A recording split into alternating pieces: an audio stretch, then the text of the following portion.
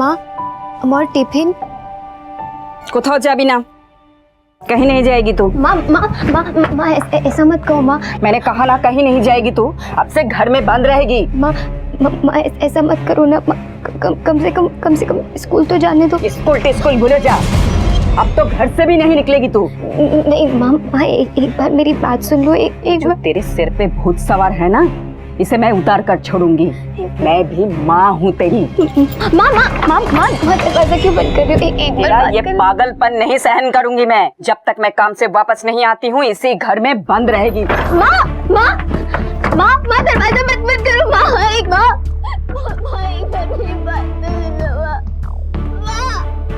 पीढ़ी दर पीढ़ी माँ बाप और बच्चों के बीच की दूरी बढ़ती जाती है। जहाँ बच्चे अपने फैसलों को सही मानकर उस पर किसी भी तरह की रोक टोक सहन नहीं करते हैं, वहीं माँ बाप बच्चों के फैसलों को अपने अनुभवों के तराजू से तोलना चाहते हैं। कहना मुश्किल है कि कौन सही है और कौन गलत, लेकिन अगर माँ बाप और बच्चों के बीच की वैचारिक दूरियां कम ना की जाएं, तो अपराध के सर उठाने की गुंजाइश बन जाती है। आज क्राइम पेट्रोल के एपिसोड में हम आपको प्रिया नाम की लड़की की ऐसी कहानी सुनाने जा रहे हैं जो हम चाहेंगे कि वो कभी किसी लड़की की जीवन में ना घटे। हमारी बेटी प्रिया घर से गायब है साहब। मैं काम पर थी, जब घर लौटी तो घर पर नहीं थी। आप रो मत, हम पता करते हैं। मेरा दिल बहुत घबरा रहा है साहब, उसको उतना समझ नहीं है। 17 साल की तो है। किसी पर शक है आपको? एक लड़का है साहब, उसी ने मेरी मासूम बच्ची को बहकाया होगा। कौन है वो लड़का? कुछ दिन पहले की बात है साहब, बहुत देर हो गई थी, वो घर नहीं लौटी तो मैं उसकी सहेली से पूछा। उसने बताया कि सुब्रतो की फोटो की दुकान पर है और हमेशा वहीं रहती है। मैं वहाँ गई तो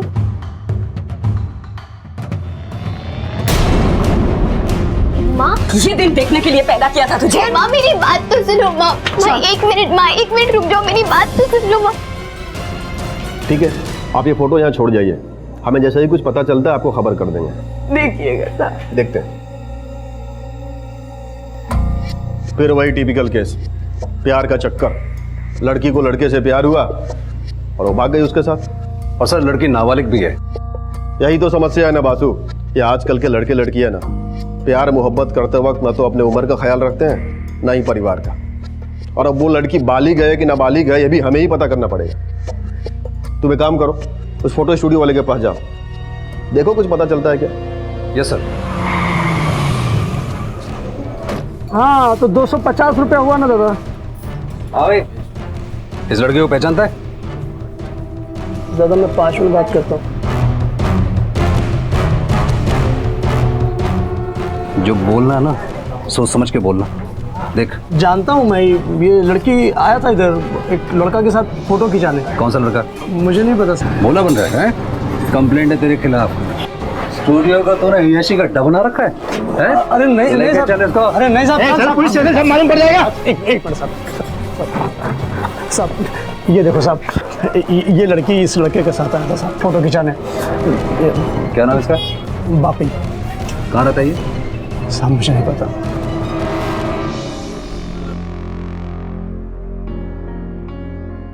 बापी, हम होटल क्यों आए? हम तो बम्बई जाने वाले थे ना। अरे जाएंगे ना बम्बई, पहले मेरे पास तो आ जा एक बार। तुम भी ना। हाय हाय, जब तू शर्मा दी है ना तो और भी अच्छे लगने लगती है।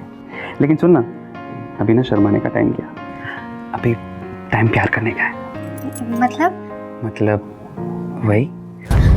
वही क्या पापी? अरे देख, अभी ना मेरे से और नहीं रहा जाता, एक बार पास आ जा प्लीज। बापी रुको बापी, अभी नहीं, देखो जो भी करना है शादी के बाद। हाँ तेरे को भरोसा नहीं है मुझ पे? पापी भरोसे की बात नहीं है। तो फिर क्या बात है? क्या बात है बोलना, क्या बात है? उनकी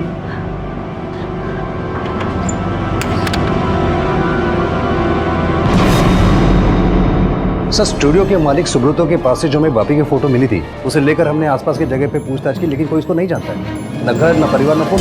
लेकिन सर हमारे पुलिस रिकॉर्ड में जो वांटेड क्रिमिनल्स की स्केचेस है, ये सर देखिए सर, बापी की फोटो इस स्केच से काफी मिलती जुलती है। और सर इस रिकॉर्ड के हिसाब से अब तक ये 3 लड़कियों को अपने साथ लेके भाग चुका है। काफ़ी सिमिलर है। और प्रिया का इस लड़के के साथ भागने का मतलब ये है कि इस केस को जैसा हम समझ रहे थे वैसा ही है नहीं।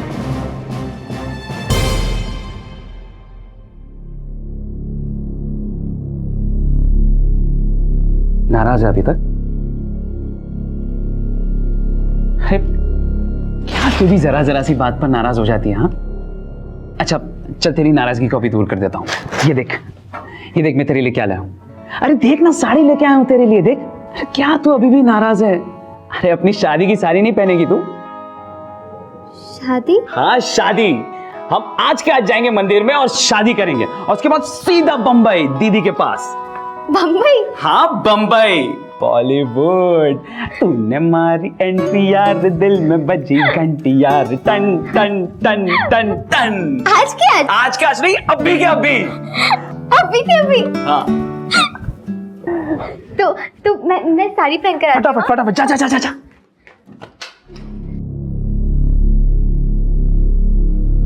बासु, इस बापी का पूरा कच्चा चिट्ठा, इसका बायोडाटा, स्केचेज, फोटोग्राफ्स, जो कुछ भी हमारे पास अवेलेबल है, सारा का सारा आसपास के सारे पुलिस स्टेशन में डिस्पैच कर दो। हमें किसी भी हालत में प्रिया को ढूंढना ही है। Yes sir.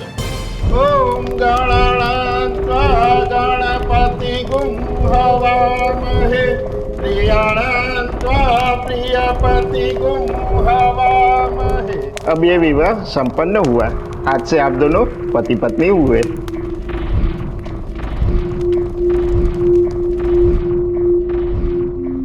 अरे ट्रेन का टाइम हो रहा है, जल्दी चलो ना। अरे पहले भगवान से आशीर्वाद तो ले लो, आओ।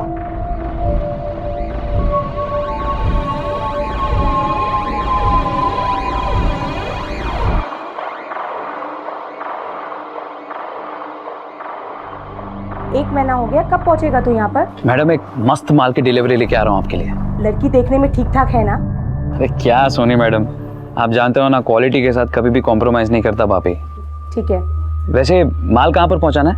कविता के घर। ध्यान रहे लड़की को कोई तकलीफ ना हो। चल आप फोन रख।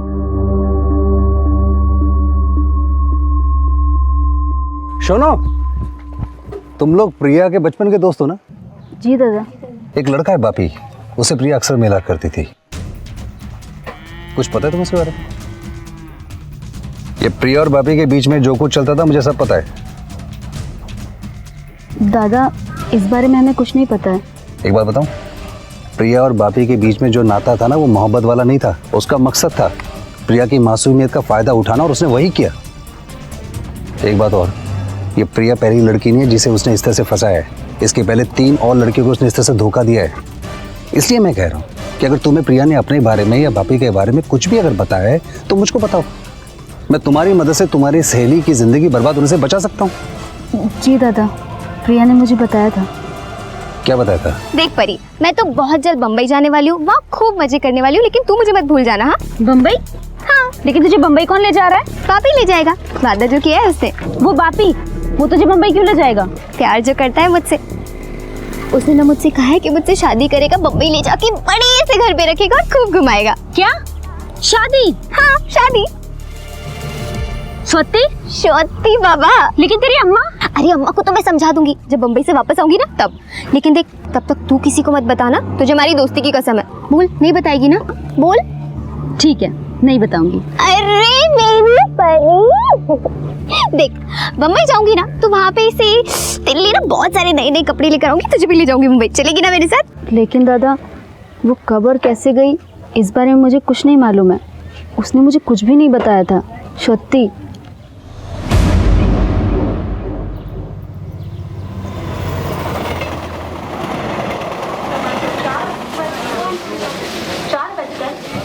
आ गए मुंबई। भीड़ है ना यहाँ पर? भीड़ तो होगी, शहर है बहुत बड़ा। बिल्कुल वैसा ही दिखता है जैसे फिल्मों में देखा था, है ना? आजा वहां से रिक्शा पकड़ते हैं। खार डांडा,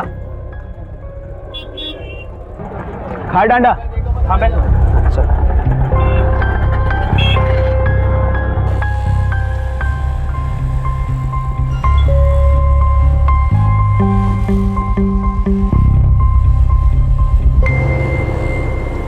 क्या कर रहे हो? अरे पागल, ये बम्बई है। हाँ तो? हाँ तो जैसा देश वैसा भेस। मतलब अभी शर्मा वरमाना छोड़ और मुझे जो करना है वो एक बार करने देना। तो अभी छोड़ो, वो रिक्शा वाला देख रहा है। हाँ तो क्या हो गया, उसको देखने दे। ये मुंबई है पगली, यहाँ पर सब चलता है, खुल्लम खुल्ला चलता है, तू टेंशन मत ले। अच्छा। अरे छोड़ने के लिए शादी थोड़ी की है मैंने तुझसे। हाँ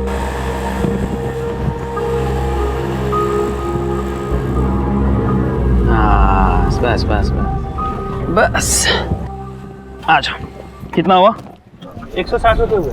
160 हुआ क्या? 160 ये लो। 160 यहाँ से चल के जाना पड़ेगा। आओ।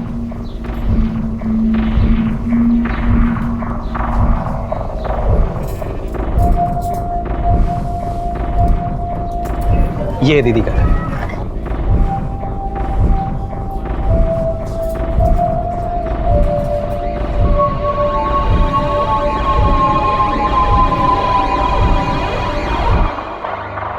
प्रिया, ये कविता दीदी है, मेरी बहन। अरे बस बस रहने दो, खूब खुश रहो। कितनी सुंदर है। मानना पड़ेगा भाभी, तेरी पसंद एकदम लाजवाब है। नजर ना लगे किसी की। प्रिया, ये इनके देवर है। जी नमस्ते। नमस्ते। अरे प्रिया, तुम तो सफर से थक गई होगी ना, आ जाओ अंदर थोड़ा आराम कर लो। आ जाओ मेरे साथ। जाओ जाओ।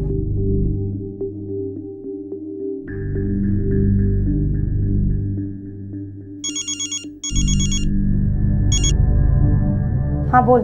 हम पहुंच गए यहाँ पर। गुड। रास्ते में कोई तकलीफ तो नहीं हुई ना? अरे नहीं नहीं मैडम, रास्ते में कोई तकलीफ नहीं हुई। आपका माल एकदम सही सलामत है। Very good.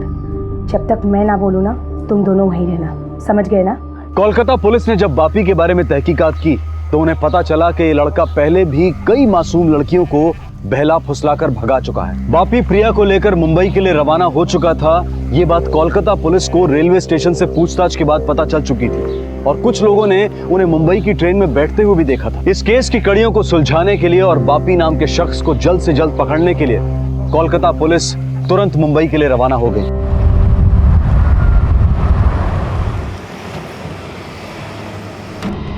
बासु, इस धंधे में दो टाइप के लोग होते हैं। एक वो जो अकेले लड़कियां सप्लाई करते हैं और दूसरे वो जिनका अपना गैंग होता है। सर, सवाल ये नहीं कि वो लड़का अकेला है या किसी गैंग के लिए काम करता है। सर, सवाल उस लड़की की जिंदगी का है। तुम फिक्र मत करो, हम अपनी तरफ से पूरी मदद करेंगे। सावंत, ये फोटो और डिटेल्स सारे पुलिस स्टेशन में सर्कुलेट करवा दो। हो सर। अगर वो मुंबई में है तो आज नहीं तो कल ट्रेस जरूर हो जाएगी।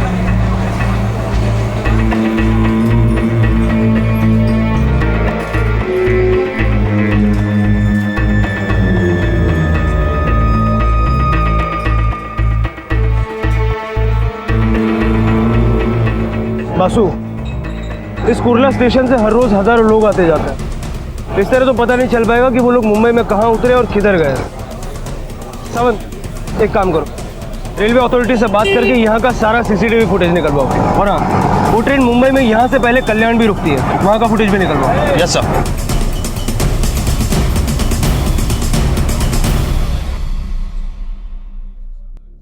सर ये देखिए, कुर्ला रेलवे स्टेशन के सीसीटीवी फुटेज में ये दोनों आ गए। सर ये देखिए, ये रहे वो दोनों। थोड़ा रिवाइंड करो, पॉज करो, इस ऑटो पे जूम करो।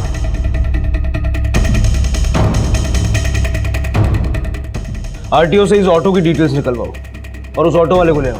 Yes sir.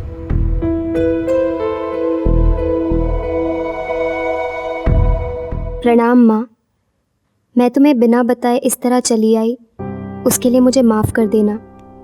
मैं यहाँ बम्बई में हूँ और हमने मंदिर में शादी कर ली है। माँ, तुम जैसा समझती हो बापी वैसा बिल्कुल नहीं है। वो बहुत अच्छा लड़का है और मुझसे बहुत प्यार करता है। तुम मेरी बिल्कुल फिक्र मत करना, मैं एकदम अच्छी हूँ और बहुत जल्द तुम्हें भी यहीं बुला लूँगी। तुम्हारी प्रिया। क्या कर रही है तू? जा जल्दी से फटाफट तैयार हो जा जाकर। क्यों, कहीं जाना है? हाँ, आज बम्बई दर्शन कराऊंगा तुझे। वाह, बम्बई दर्शन? चल प्रिया, आज मैं तुझे अपने हाथों से और अपने तरीके से तैयार करती हूँ। ठीक है दीदी। अच्छा सुनो, इससे पहले कि मैं भूल जाऊँ, ये चिट्ठी ना माँ को भेज देना, हाँ याद से। हाँ ठीक है, भिजवा दूंगा। चल भी तू जाकर जल्दी फटाफट तैयार हो जा, देर मत कर। तब तक मैं बाहर जाकर अपना काम निपटा देता हूँ और तेरा ये खत भी पोस्ट कर दूंगा। ठीक है? ठीक है। आ जाओ प्रिया, सुंदर सा सूट देती हूँ तुमको। जी आओ सर यही है वो ऑटो वाला। उन दोनों को कुर्ला स्टेशन से यही लेके गया था। उस दिन तुम्हारी ऑटो में ये 2 लोग बैठे थे, याद है? हाँ हाँ साहब, बैठे थे दोनों। रोज कितने कस्टमर्स को बिठाते हो? साहब हो जाते हैं कोई 30 से 40। उन 30-40 कस्टमर्स में से तुमको ये दोनों बराबर याद रह गए? वो क्या है ना, ये जो लड़की ना कम उम्र की थी और ये जो लड़का है इसे रास्ते पर छेड़ रहा था और मैं ये सब शीशे से देख रहा था, इसलिए याद रह गया। कहीं बाहर गांव से आए थे साहब, और एक बैग भी था उनके हाथ में। कहाँ छोड़ा उन दोनों को? खारदांडा।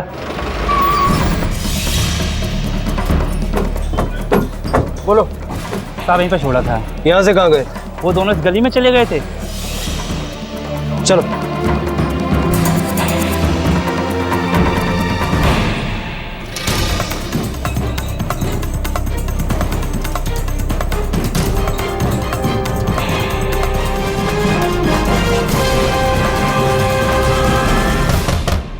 भाभी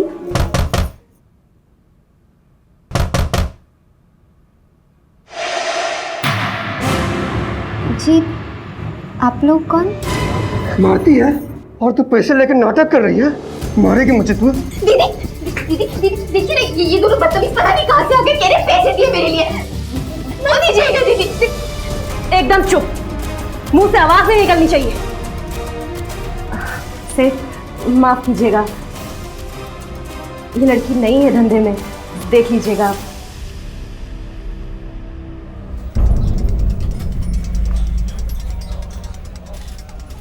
सुनिए भाई साहब, इस लड़के को कहीं देखा आपने? इसका नाम बापी है, ये लड़की का नाम प्रिया। उसको भगा के लाया यहाँ पे। नहीं सर, हमने कहीं नहीं देखा। कविता कहाँ है? हो रहे थे। कविता, प्रिया कहाँ है? अंदर है, क्या हुआ? अरे पुलिस ढूंढ रही है मुझे। क्या? अरे हाँ, वो होगा कि यहाँ पर ढूंढते ढूंढते आ गए ना तो आफत हो जाएगी यार। मुझे बाहर निकालना पड़ेगा उसको, बाहर निकालना पड़ेगा।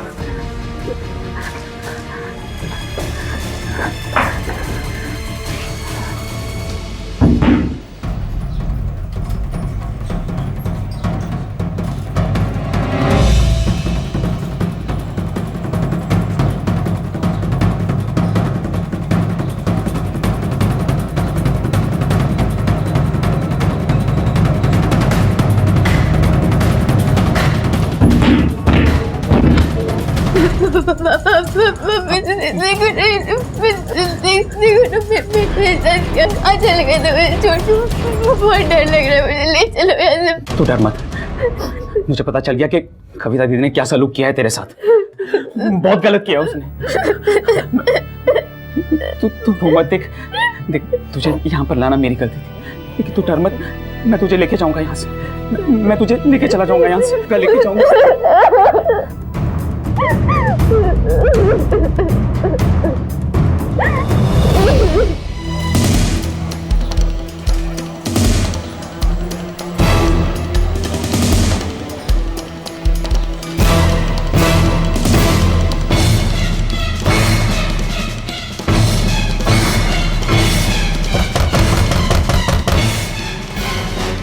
कौन? पुलिस, दरवाजा खोलो, खोलो।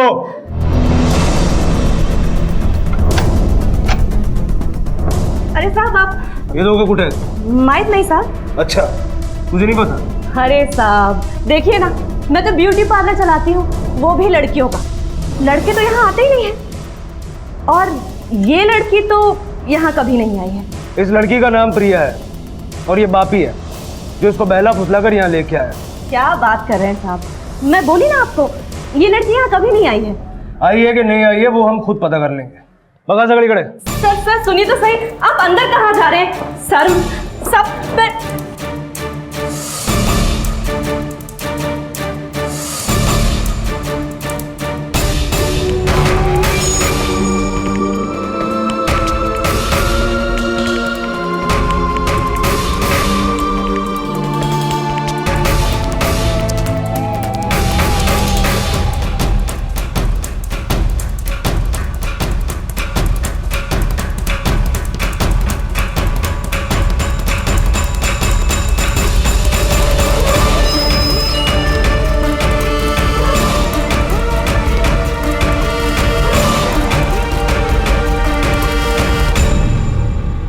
सावंत, कुछ मिला?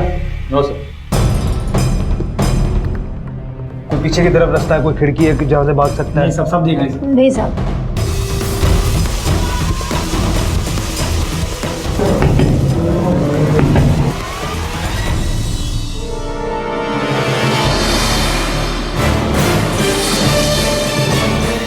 सर जरा एक मिनट यहाँ पर आइए।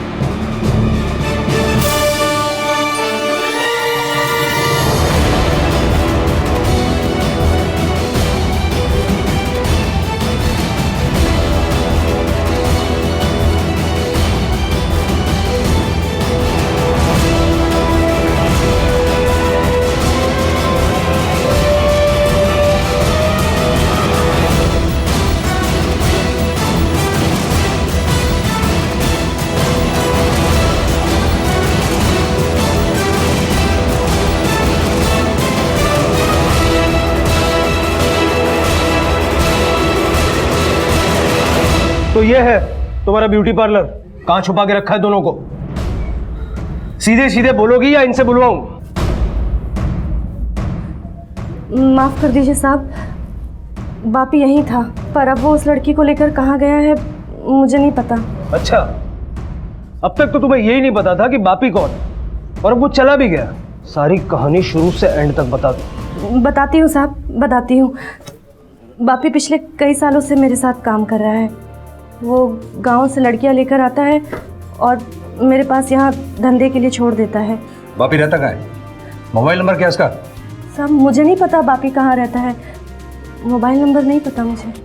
तो तुमसे धंधे के लिए बात कैसे करता था? साहब बापी मुझे कभी कभार ही फ़ोन करता था, और कभी करता तो लैंडलाइन से, और 6 महीने से तो वो आया ही नहीं, फ़ोन भी नहीं आया। कुछ दिन पहले आया तो बिना कॉल किए सीधा लड़की लेकर आ गया। वापस झूठ? नहीं साहब, वो क्या है ना, हमारे धंधे में कोई रिस्क नहीं लेता। सावंत, या मुलीना हॉस्पिटलला पाठवाणी, इनको पुलिस स्टेशन लेके चलो। साहब सुनिए तो। मैडम खुद चलेंगी या लेके चलो? पर साहब सुनिए तो। सावंत, ऐसा करो कि इस बापी की फोटो न्यूज़पेपर और न्यूज़ चैनल्स पे दे दो, देखते हैं कब तक भागता है हमसे। Yes sir. और सुनो। हेलो साहब, मेरी बेटी का कुछ खबर पता चला? आपकी बेटी को ढूंढने की पूरी कोशिश कर रहे हैं। कितना टाइम हो गया साहब, अभी भी प्रिया का कुछ पता नहीं चला कि जाने किस हालत में होगी मेरी बेटी। साहब मुझे बहुत चिंता हो रही है, मैं आज ही बम्बई के लिए निकलती हूँ साहब। हम लोग हैं यहाँ पर, आपको आने की जरूरत नहीं है। कविता तक तो पुलिस पहुंच चुकी थी, लेकिन बापी अब भी पुलिस की गिरफ्त से दूर था। पुलिस के इस सर्च ऑपरेशन में वेश्यावृत्ति के घिनौने धंधे में फंसी कुछ लड़कियों की जिंदगी तो बच गई थी, लेकिन प्रिया की जिंदगी अब भी खतरे में थी। वहीं दूसरी तरफ मुंबई से मीलों दूर कोलकाता में प्रिया की मां अपनी बेटी की चिंता में खुद मुंबई जाने की तैयारी कर चुकी थी। पुलिस के लिए सबसे बड़ा सवाल यह था कि आखिर बापी कविता के घर से प्रिया को लेकर कहां गायब हो गया था।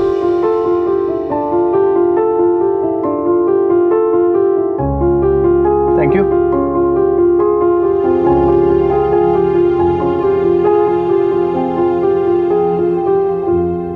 पापी, मुझे घर जाना है, माँ के पास। अरे आएंगे ना बाबा, मैं खुद लेकर जाऊंगा तुझे माँ के पास, ठीक है? पापी लेकिन मुझे बहुत डर लग रहा है। अरे क्यों चिंता कर रही है? मैं हूं ना। एक काम कर, तू बैठा, बैठ जा, बैठ जा, बैठ जा। मैं पानी लेके आता हूं तेरे लिए। प्रिया, कविता ने जो किया है ना तुम्हारे साथ, बहुत गलत किया है। देखना, उसको बहुत बुरी सजा मिलेगी इसके लिए। भगवान कभी माफ नहीं करेगा उसे, मैं भी कभी माफ नहीं करूंगा उसको।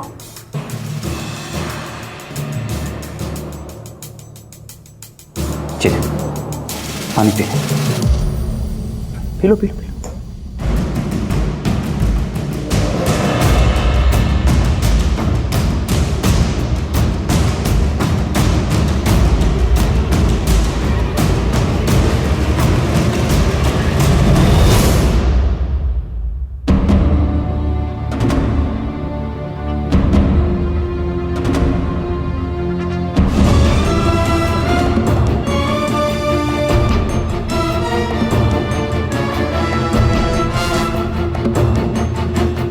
प्रिया तुम तो हो ना?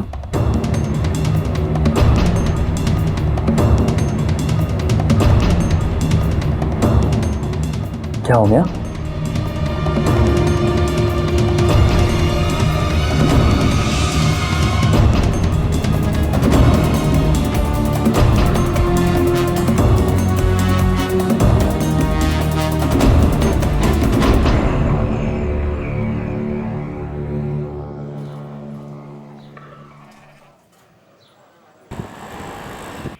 शख्स का नाम बापी है, जो कि कलकत्ता के गांव से 16 साल के नाबालिग लड़की को भगाकर अपने साथ मुंबई लेके आया है। अगर ये शख्स आपको मुंबई में कहीं भी दिखाई देता है या इसके बारे में आपको कुछ भी पता चलता है तो तुरंत ही नज़दीकी पुलिस स्टेशन में सूचित करें या फिर नीचे दिए हुए नंबर पर मुंबई पुलिस को इन्फॉर्म करें।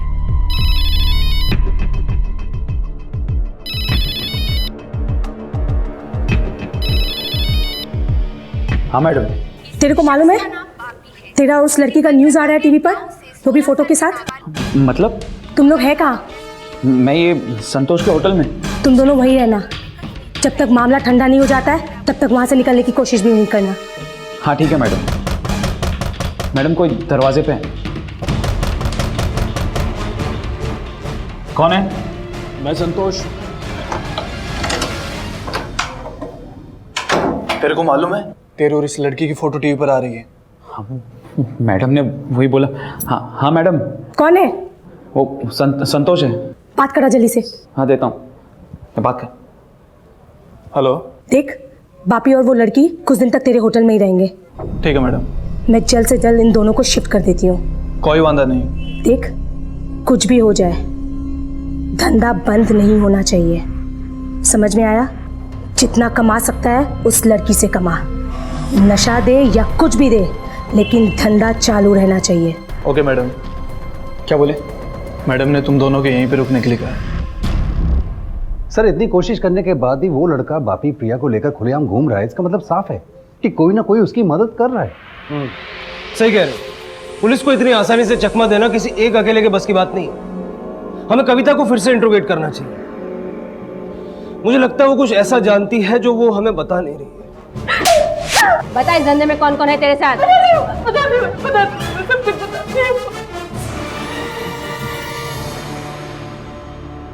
बोल, कौन है इसके पीछे? एक सोनी नाम की औरत है, वो ये सब कुछ चलवाती है। कहाँ रहती है ये सोनी? मैं तो कभी उससे मिली भी नहीं हूँ, फोन पे बात भी नहीं हुई। बापी सोनी के लिए दलाली का काम करता है। मैं सिर्फ बापी को जानती हूँ साहब, बापी के मुंह से उसका नाम सुना था मैंने। साहब मैंने सब कुछ बता दिया, जितना मुझे पता था सब कुछ बता दिया मैंने साहब।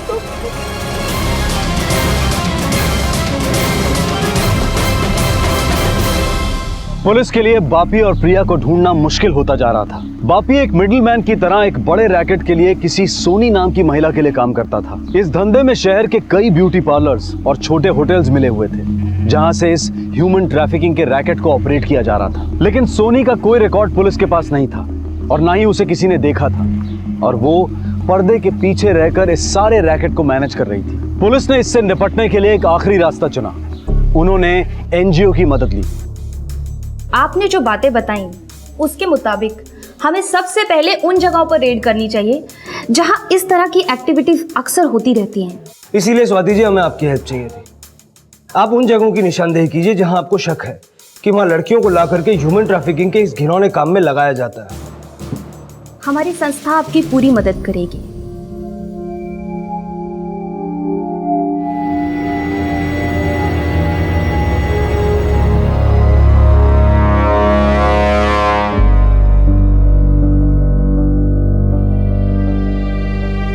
প্রিয়া, हाँ প্রিয়া দেখ শোনা কি এনেছি তোর জন্য।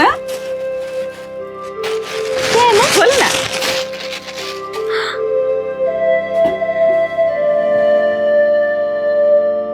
वाह, खूब सुंदर माँ। ভালো লাগছিল। मेरी बेटी को नजर ना लगे।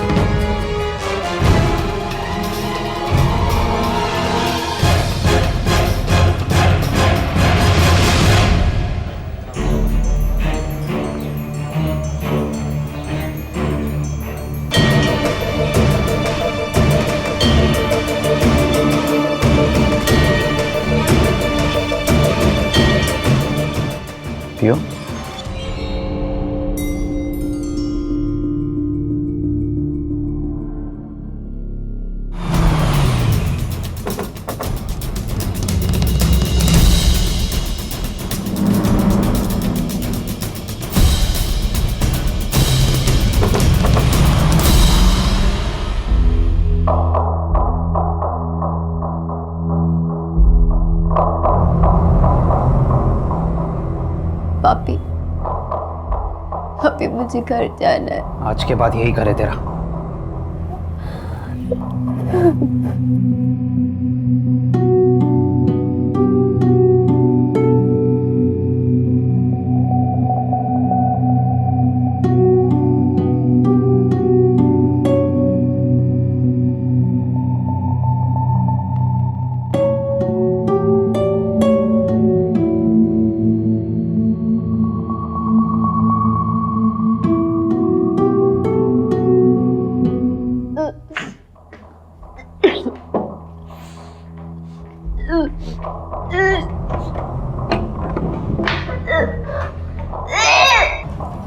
अच्छा, वो रविराज से बात की थी ना तुमने? हाँ। क्या बोला वो, कब तक आए? भाभी भाभी भाभी भाभी रहम करो, मुझे मुझे मेरी माँ के पास बेहोश हो गई उसको, उठा उठा जल्दी उठा।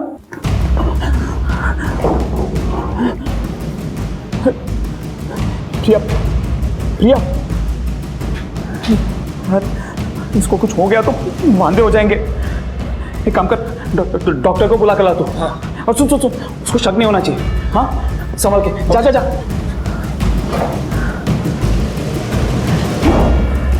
प्रिया प्रिया,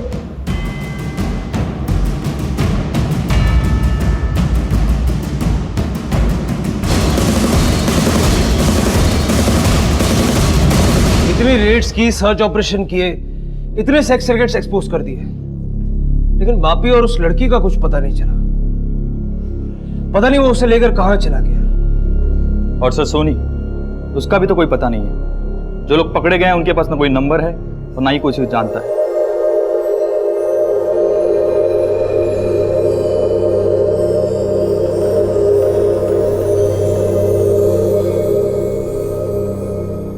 ये कौन है आपकी? डॉक्टर साहब, ये मेरी वाइफ है। हमारी अभी अभी शादी हुई है। वैसे क्या हुआ डॉक्टर साहब इसे? देखिए, ये बहुत ही कमज़ोर है, खून की कमी है इनमें। इन्हें अभी के अभी अस्पताल में एडमिट नहीं किया गया तो कुछ भी हो सकता है। बहुत इमरजेंसी केस है। डॉक्टर साहब, वो थोड़ा पैसों का प्रॉब्लम था। मैं कल सुबह तक अरेंज कर दूंगा। मैं कल सुबह इसको एडमिट कर दूंगा। डॉक्टर साहब, आप अभी के लिए अगर हो सके तो कुछ दवाई लिख के दे दीजिए ना।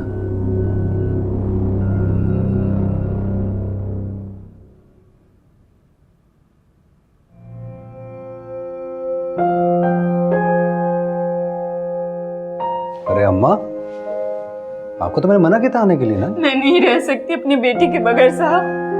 कुछ पता लगा कहाँ है, कैसी है मेरी बेटी? अम्मा, हम लोग पूरी कोशिश कर रहे हैं, आप चिंता मत करो, मिल जाएगी। न जाने किस हालत में होगी मेरी बच्ची।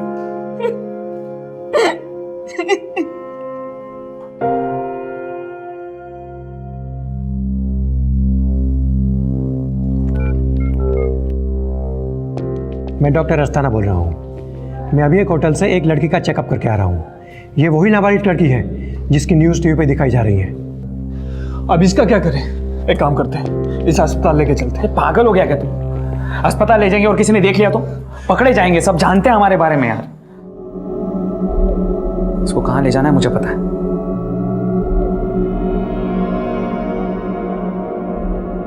उठाओ, आराम से आराम से आराम से, संभल के उठा, आराम से संभल के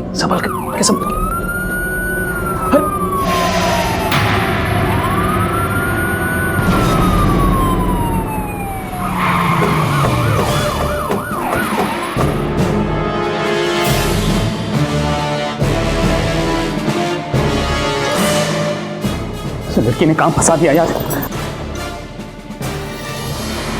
बापी, क्या छुप के बैठा है? मैंने कुछ नहीं किया साहब। कुछ नहीं किया तो ये लड़कियां कहां से आई? मैंने कुछ नहीं किया साहब। लड़कियों को फंसा के यहाँ लेके आता है। सब पता चल जाएगा। चल लेके जाओ इसको भी लेके जाओ। चल, कुछ नहीं।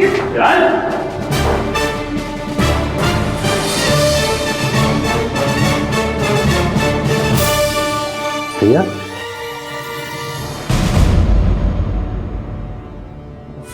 मत मारो साहब, मारो मत साहब, मैं बताता हूँ साहब, मैं सब बताता हूँ साहब। ये सोनी कौन है? साहब मैं सोनी के लिए काम करता हूँ साहब, वही सब कुछ करवाती है साहब हमसे। मैं तो बस लड़कियों को ले जाकर उसके दिए गए ठिकानों पर दे देता था साहब। हमको ट्रेनिंग मिली थी साहब। कैसी ट्रेनिंग? और कितने लोग हैं तेरे साथ? मैं अकेला नहीं हूँ साहब, मेरे जैसे बहुत सारे लोग हैं जो काम करते हैं साहब उसके लिए। वो हमको ट्रेनिंग देती थी साहब कि लड़कियों को किस तरह से फंसाना है, कैसे फंसाना है। देखो, हर लड़की नहीं फंसती, ऐसी लड़की फंसती है जो मासूम हो, नादान हो, जो अनाथ हो, जिसके माँ बाप में से कोई मर गया हो, वैसी लड़की फंसती है। समझ गए ना तुम लोग? और तुम दोनों बिहार जाओगे और तुम बंगाल। उनसे शादी करो या शादी का वादा करो। तुम सबका काम है उन्हें मुंबई लेके आना। तुम्हारा रहना, खाना, नौकरी सबका इंतजाम हो चुका है। प्यार या शादी का झांसा देकर मुंबई ले आते थे साहब। तो यहाँ पर लाने के बाद हम लोग सोनी के दिए गए ठिकाने पर लड़कियों को दे देते थे साहब। बस उसका बहुत बड़ा गैंग है साहब। वो मिलती नहीं है वैसे किसी से, फ़ोन पे ही बात करती है। मैं भी एक दो बार ही मिला हूँ साहब उससे। और कितनी लड़कियों को इस तरह से तूने फंसाया? याद नहीं है साहब, लेकिन बिहार और कलकत्ता की बहुत सारी लड़कियाँ लाकर दिए मैंने सोनी को। ये सोनी रहती कहाँ? जी, आप लोग कौन?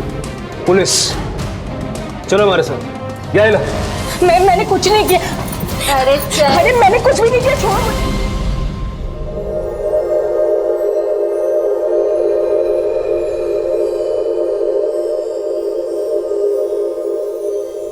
प्रिया, मेरी बच्ची, मुझे माफ कर दो, बहुत बड़ी गलती हो गई। इसमें तेरी कोई गलती नहीं है मेरी बच्ची, तू सही सलामत है, ये मेरे लिए बहुत है।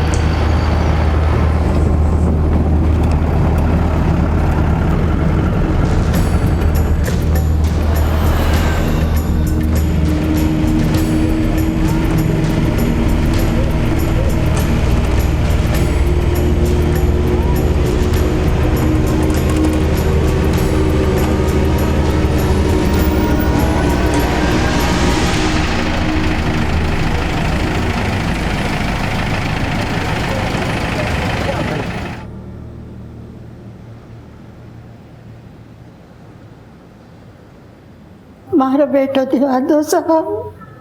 कहाँ है आपका बेटा? एक झाड़ से लटके हुए, पिछला 1.5 साल से।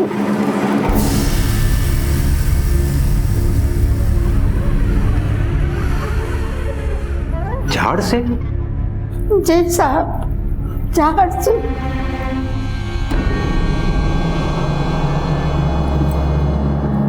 27 अगस्त 2015 को एक बूढ़ी मां 70 किलोमीटर की दूरी तय करके एक पुलिस चौकी पहुंची। उसकी शिकायत थी कि पिछले 18 महीने से उसके बेटे का शव एक पेड़ पर लटका है। क्या मजबूरी रही होगी इस मां की जो वो इतनी लाचार थी, और क्यों एक मृतक के शरीर के साथ इस तरह का निर्मम बर्ताव हो रहा था। हमारे देश में आज भी ऐसे कई छोटे छोटे गांव हैं जिनके 70 किलोमीटर तक के रेडियस में भी कोई पुलिस व्यवस्था नहीं है। और जाहिर सी बात है कि जहां कानून व्यवस्था नहीं होती है वहां पर लोग अपने कानून खुद बना लेते हैं। और ऐसा ही कुछ हुआ इस बूढ़ी मां के साथ भी।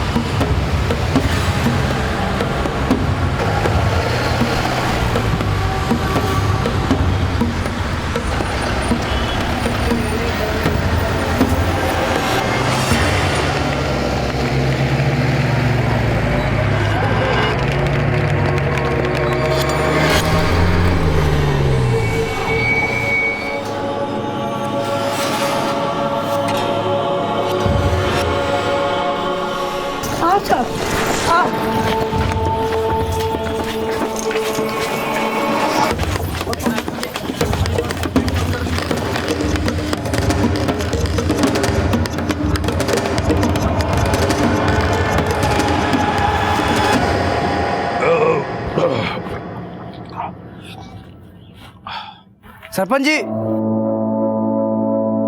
खम्बा गड़ी साहब। सरपंच जी, उस बुढ़िया ने कोई काम धंधा तो है नहीं। पहले दिन रात अपने बेटे की लाश के नीचे बैठी रहती थी और अब घूमते घूमते शहर पहुंच गई और वहां से पुलिस ले आई। सरपंच जी, ये बात एकदम बर्दाश्त से बाहर है कि हमारे पुरखों के बनाए हुए रिवाज पे कोई टांग अड़ावे।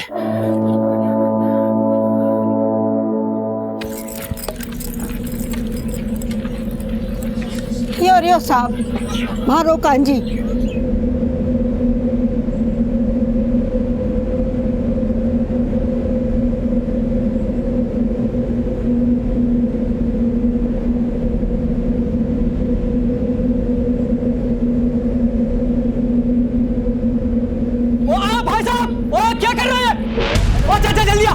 अरे क्या कर रहे हो भाई साहब? कुछ करने से पहले इजाजत ली है क्या? आप कौन? बड़े भाई लागे सुमे इसका भाई से। ये टेकपुर है, यहाँ का कानून आपकी किताबों में ना मिलेगा। और गांव में तो घुस गए पर यहाँ के मामलों में ना घुसने देंगे आपको। गाँव को मान लो। अरे यो मारो बेटो तो, कांजी मारो बेटो तो, सारा भाई तो यो साहब। मैंने मारो बेटो चावे 9 महीना तक अपना खून से इन बेटा ने पाले। आज 18 महीना से यो पेड़ पे टंग रहे थे। सब लोग अपना रास्ता भूल गया, अपना रिश्तों कांजी से भूल गया। अरे रिश्तों से बड़ा होया रिवाज, हाँ? 1-2 रिश्तों की अहमियत तो कोई नहीं को। और तू इन सब मामलों में मत पड़। बोल दे रहा हूं मैं तेरे को, तू कुछ मत कर। कौन न चालू मैं मारो बेटो छो।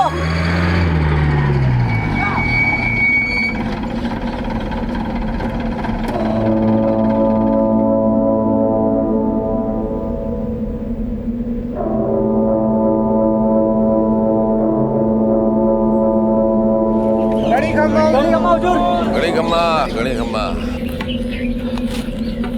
आपको देखकर अच्छा लगा। मैं ब्रजेश्वर प्रसाद, इस गांव का सरपंच, आपकी सेवा में हाजिर। सरपंच जी, हमें कंप्लेंट मिली है जिसकी वजह से ये जरूरी है कि इस बॉडी को नीचे उतारें और थाने ले जाएं। आपके लिए तो हमारी जान हाजिर है दरोगा साहब, पर ये लाश आपके लिए तब तक हाजिरी न लगा पाएगी जब तक कि घरवाला ने मोहताना के पैसे ना मिलेंगे। उससे पहले बिल्कुल नहीं, कतई नहीं।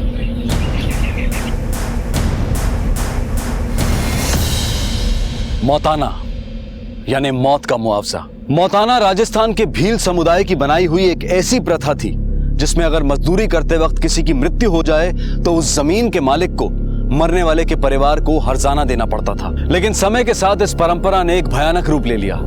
अब मृतक के शरीर का अंतिम संस्कार तब तक नहीं किया जाता जब तक उसका हर्जाना वसूल नहीं हो जाता, और इसके लिए तरह तरह के हथकंडे अपनाए जाते हैं। आज जहां एक तरफ हम डिजिटल इंडिया की बात करते हैं, ग्लोबलाइजेशन की बात करते हैं, वहीं दूसरी तरफ आज भी हमारे देश में ऐसे कई गांव और प्रांत हैं जो रूढ़िवादी और झूठी परंपराओं की बेड़ियों में जकड़े हुए हैं, और मौताना भी एक ऐसी ही प्रथा का नाम है। कांजी के भाइयों को भी मौताना से मिलने वाली रकम का इंतजार था, लेकिन इस बार यह इंतजार 18 महीने का हो चुका था। कि कांजी की मौत कैसे हुई? नशेड़ी था, नशे की हालत में क्या कुछ कर जाता था कुछ पता नहीं चलता था। नशे और परेशानी ने उसे खुदकुशी करने पर मजबूर कर दिया। अब मैं एक माँ की परेशानी नू अच्छी तरह से समझू, पर क्या करूं? पुरखों की पुरानी परंपरा है, कैसे तोड़ूं? ये सब झूठ बोले हैं साहब। हमारा बेटा ने खुद कैसी को नहीं करी। आप गांव के सरपंच हैं, आपको तो कम से कम कानून की समझ होनी चाहिए। उल्टा आप इन लोगों का साथ दे रहे हैं, बढ़ावा दे रहे हैं, कानून तोड़ रहे हैं। अब जिस कानून की बात कर रहे हो ना दरोगा साहब, वो यहाँ से 70 किलोमीटर दूर आपकी चौकी पर खत्म हो जाता है। ये हमारे बाप दादाओं ने अपने हाथों से ये गांव बसाया है, और इस गांव के अंदर उनका ही कानून चलता आया है, उनका ही कानून चलता रहेगा। अगर आपको पकड़ना ही है ना तो जाओ उस जाकर रतन को पकड़ो। रतन? ये रतन कौन है? अरे वही कमीना जिसकी वजह से कांजी मारा गया। वो उसी के खेता में काम करता था। वो सुबह शाम उस पर बड़ा जुल्म करता था, मारता पीटता रहता था। गायब होने से एक दिन पहले तक वो उसी के खेता में काम कर रहा था। उसी ने उसको आत्महत्या करने पर मजबूर कर दिया। अब मौताना की बात आई तो गायब हो गया कहां से।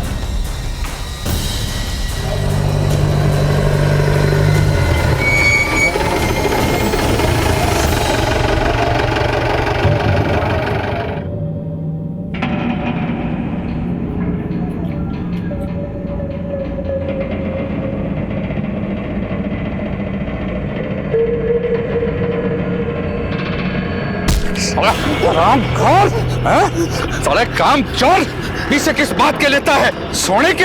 आज मैं तन्ने तब तक मारूंगा जब तक थारे बदन से खून और आंखों से नींद दूर ना हो जाए। मारो जितना हिसाब बनता जाओ, पहले मुझे लौटा दो तो मैं चला जाऊं। हिसाब की तो तू बात ही मत कर कांजी। तने जितना हमारा नुकसान करवाया है ना, उल्टे भारे पीछे थारे पे निकलेंगे। मालिक, जितना मेरा पैसा बनता चल उतना ही मांग रहा हूं, नहीं तो मरबा के बाद मेरी लाश दे देना पड़ेगा। यही वजह थी कि कांजी ने खुदकुशी कर ली। परिवार चलाना मुश्किल था, कर्ज में दबा हुआ था, और रतन के जुल्मों को कब तक सहता। ये रतन मिलेगा कहाँ? भवानी मंडी भाग गया साहब, लेकिन अभी भी उसका घर और जमीन यहाँ पर है। कहाँ तक भागेगा गुस्सा, कभी ना कभी तो आवेगा। और जब तक रतन खुद आकर के पैसे मतलब मौताना नहीं देता तब तक लाश ऐसी टंगी रहेगी पेड़ पे। ये तो हमारे गांव का रिवाज है। एक रिवाज हमारा भी, हम भी गलत काम करने वाले को ऐसे ही लटकाते हैं फांसी पे।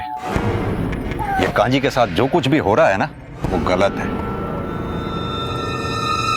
सूर्यभान, ये केस सिर्फ छोटे गांव में आत्महत्या का नहीं है, गांव वालों की मान्यताओं का है। सदियों से चली आ रही इस प्रथा को वो इतनी आसानी से तोड़ने नहीं देंगे। मुश्किल ये है कि हम चाह रहे हैं, गांव वालों से निपटना इतना आसान नहीं है। अगर कांजी को गांव से बाहर निकालना है तो हमें भी अपनी ताकत गांव वालों के बराबर करनी होगी। सर, अगर आप कहें तो मैं एक्स्ट्रा फोर्स का इंतजाम करूं। हाँ बिल्कुल सर, करो। बैठो जल्दी, चलो। एक्स्ट्रा फोर्स तो हमें मिल जाएगी सूर्यभान, पर शायद इस प्रोसेस में थोड़ा वक्त लगेगा। ये गांव भी तो कुछ ज्यादा दूर है अपनी चौकी से। तुम्हें क्या लगता है, कांजी को आत्महत्या करने के लिए किसी ने उकसाया होगा क्या? हो सकता है। साहब जी, कान्जी मोटी चमड़ी का था, ऐसा हो ही नहीं सकता कि उसने आत्महत्या की हो। कान्जी को जरूर किसी ने मारा है, और साहब बलि का बकरा बनना बना दिया। इसीलिए मैंने गांव छोड़ना पड़ा। आप इतने यकीन के साथ कैसे कह सकते हैं कि कांजी को किसी ने मारा ही होगा? जब मैंने कांजी को नौकरी से निकाला तब वो 1 महीने तक गायब था। मैंने सोचा उसने किसी और जगह काम पकड़ लिया होगा और रात दिन दारू पीकर वहीं पड़ा रहता होगा। पर साहब जी, अचानक उसके बारे में एक दिन एक खबर मिली।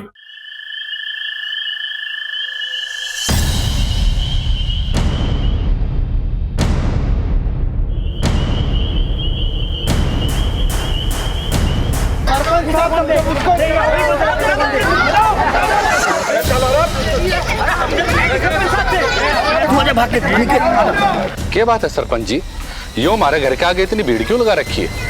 हम लोग यहाँ पर कांजी की मौत का मौताना वसूलने आए थे। सारी हैसियत के हिसाब से ज्यादा ना है, सिर्फ 11 लाख रुपए। मारे से किस बात का मौताना? ना यो कांजी हमारे यहाँ काम करे था और ना इसकी लाश हमारी जमीन से मिली है। अरे क्यों झूठ बोले से रतन, मन्ने अच्छे तरीके से मालूम है कि कांजी तारे खेतों में 1 महीने पहले काम करता था और जिस दिन तूने उसको मार पीट के निकाला उस दिन से वो गायब है। तन्ने मार दिया कांजी को रतन, तारी मार की वजह से उसने आत्महत्या कर ली और उसने जो कुछ भी कहा था तन से वो मन्ने अच्छे से मालूम। और तू ही मौत का जिम्मेदार है कांजी का, और 11 लाख रुपए तन्ने ही देने पड़ेंगे रतन। मैं 1 रुपये को नहीं दूं। थे कान खोल के सुन दो सरपंच जी, कांजी को 1 भी पीसो मारे ऊपर कौन नहीं निकले, बात खत्म।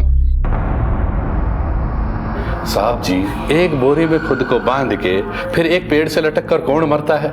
और जहां कांजी की लाश मिली वहां उसकी लाश 1 दिन पहले तक क्यों नहीं थी? और अगर उसी दिन वो लाश उस पेड़ तक पहुंची तो कांजी 1 महीने तक कहां था? साहब जी, ये 100% मर्डर है। ये लोग मुझे फंसाकर हमारा रुपया लूटना चाहते हैं और ये रुपया 4 लोगों में बटेगा, पंचायत, कांजी की घरवाली और उसके 2 भाइयों में। साहब जी, हो ना हो इनमें से ही मारा किसी ने कांजी को। रतन के बयान ने इस केस को एक नया मोड़ दे दिया, क्योंकि मुआवजे की रकम हत्या का प्रमुख कारण लग रहा था। इसलिए उस रकम के जितने भी दावेदार थे पुलिस ने उन सब की छानबीन शुरू कर दी। साहब, ये सब पन्ना के कारण हुआ है। मेरा बेटा कांजी पन्ना को बहुत प्यार करता था, पर शायद ये सब पन्ना के लिए काफी नहीं था। अगर वो भी चाहती तो क्या अपने पति को 18 महीने तक एक झाड़ से लटका रहने देती? किसी को कांजी की परवाह नहीं है, सब अपने फायदे में लगे हुए हैं। कांजी को ऊपर लटकाने में कई लोगों के ईमान नीचे गिरे हैं। कांजी की माँ को कांजी की पत्नी पन्ना पे डाउट है। रतन ने भी इशारा पन्ना की तरफ किया था। ये पन्ना का मामला कुछ ज्यादा ही उलझा हुआ लग रहा है।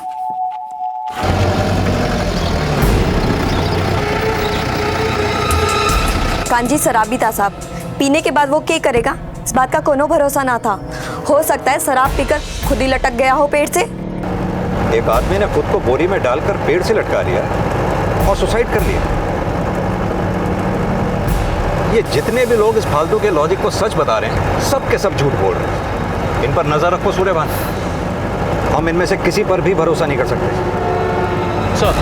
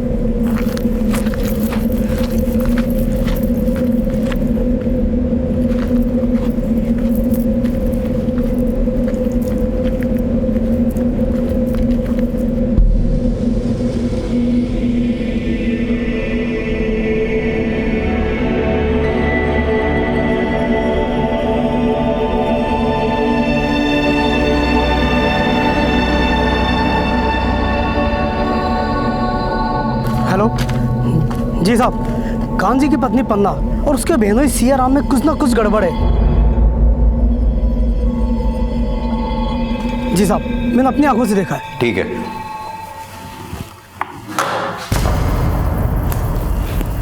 इसका मतलब कांची की पत्नी पन्ना का चक्कर सियाराम के साथ चल रहा है। एक तरफ तो कांजी की लाश कब्र में दफन भी नहीं हुई और दूसरी तरफ हमारे सामने हर रिश्ते का सच कब्र खोद के निकल रहा है। कहीं यही वजह तो नहीं जिसकी हमें तलाश है? हो सकता है सर। एक विधवा का एक बच्चे के साथ जिंदगी को आगे बढ़ाना क्या होता है साहब, वो आप ना समझ सकोगे, क्योंकि हमारे समाज में तो औरतों पे कीचड़ उछालने से मर्दानगी साबित हो गए। सियाराम ने मारे में दिलचस्पी दिखाई और कांजी के जाने के बाद मुझे भी किसी का सहारा चाहिए था। हम दोनों की ज़रूरतें मेल खाती थी और यही कारण था कि हम दोनों का मिलना शुरू हो गया। और इसके बाद तुमने रिश्ते बना लिए? वो हमारा सबसे ज़्यादा ख्याल रखता है। कांजी भी हमारा ख्याल रखता था, पर सियाराम उससे भी ज़्यादा हमारा ख्याल रखता है और इतना ही काफ़ी है हमारे लिए। पन्ना को ये बात ज्यादा अच्छी लगती है कि सियाराम उसका सबसे ज्यादा ख्याल रखता है। अब पता ये करना होगा कि सियाराम पन्ना प्रेम गाथा कांजी की मौत के बाद शुरू हुई या कांजी की मौत के पहले से ही? हुकुम साहब, हमारे को क्या लेना देना कांजी की मौत से, और उससे भी उसकी पत्नी के साथ में पिछले 1 साल से ही हूँ, मतलब कांजी के मौत के 6 महीने बाद से। और आपको अगर ये जानना है ना कि कांजी ने आत्महत्या किया कि उसका खून हुआ, तो ये बात आपको कांजी के भाई केदार और भानु ने पता चलेगा।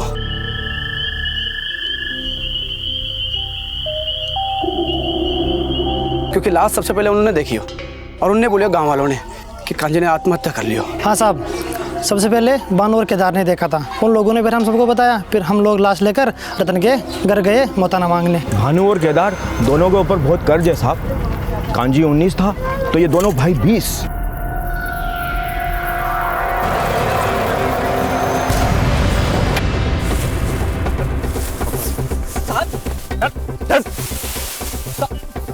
तुम दोनों ने साथ मिलकर कांची को ऊपर लटकाया, अगर वो बोरी में डाले जाने से पहले मर चुका था। आप क्या बोल रहे हो? कहीं को नहीं समझ में आ रहे हो साहब। कोई बात नहीं, ये सुनने की आदत है हमें। ये केस सॉल्व हो ना हो, मगर तुम दोनों के मौताने में हमारा हिस्सा पक्का है। साहब मैं सब बता दूंगा साहब, मारो मत साहब, मैं सब बता दूंगा। साहब ये बात सच है कि हमारे ऊपर बहुत कर्जो है, गांव में हर आदमी के ऊपर कर्जो है साहब, पर मैंने कांजी को ना मारियो साहब। तो फिर किसने मारा? साहब वो उस दिन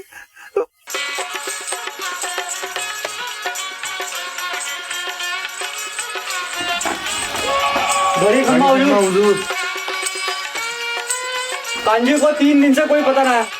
तमाया बात करके गए थे। तमाया बताओ सरपंच जी। तारा भाई मिल जाएगा, पहले हमारे साथ चलो, हमारे कुआं ने साफ करके आओ। चलो चलो सर, ठीक है, चलो।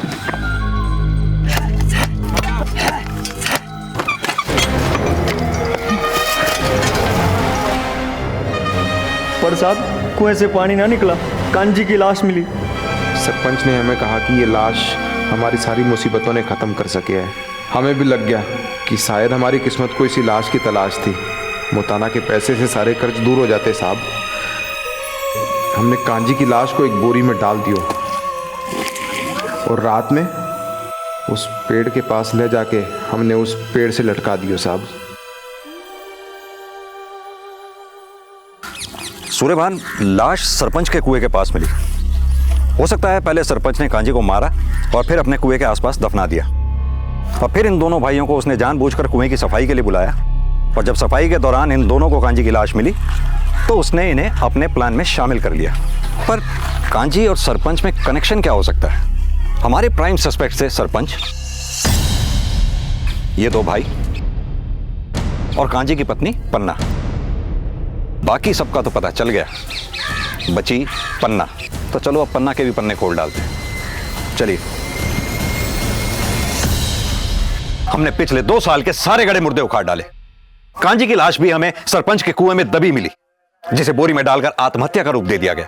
देखो पन्ना, देर सवेर हमें सारी बातें पता चल ही जाएंगी, इसलिए अगर कुछ छुपा रही हो अभी भी वक्त है। कांजी की जिंदगी सिर्फ 2 ही चीज़ों पे चलती थी साहब, पहला दारू और दूसरा कर्ज।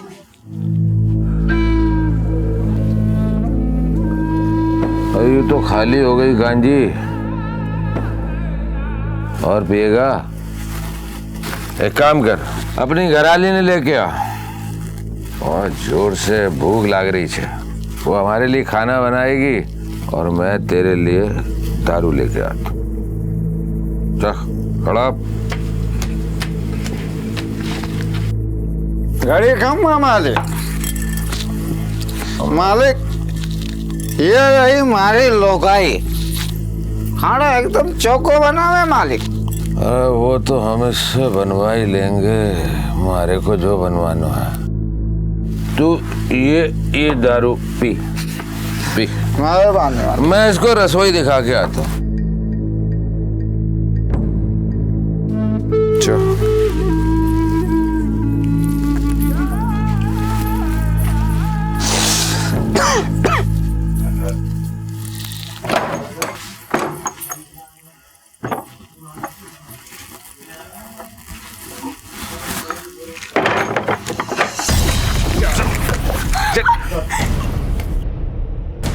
अगले दिन जब कांजी को सब समझ में आया, वो सीधा सरपंच के घर उससे लड़ने पहुंच गया। ये क्या किया तने मारे साथ? तने मारे को धोखा देके मारी लुकाई के साथ।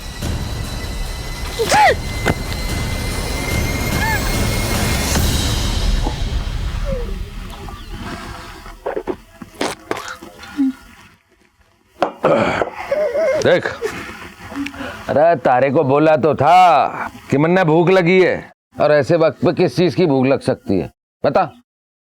अरे शराब के बाद सवाब की भूख होती है, ये भी बताना पड़ेगा क्या? चल खड़ा हो, खड़ा बैठ बैठ। हाँ इधर देख, अरे इधर देख, मारे 2 लाख रुपए तारे पास है। मन्ने मांगे के नहीं ना? मन्ने भूख होती है सवाब की, तुम्हारी भूख शांत कर, मैं तारी भूख शांत करूंगा। बहुत अच्छा सौदा बता रहा हूं। चल ये ले 20 रुपए और ये ले दारू। अरे रख ले, चल। कांजी मेरी फिक्र करता था साहब, हमारे से प्यार भी बहुत करता था, पर कभी कभी ये नशा प्यार, रिश्ते, इंसानियत, इन सबको खोखला कर देते हैं। कांजी नशे में डूबता जा रहा था। सरपंच ने उसकी कमजोरी पकड़ के उसे शांत कर दिया था।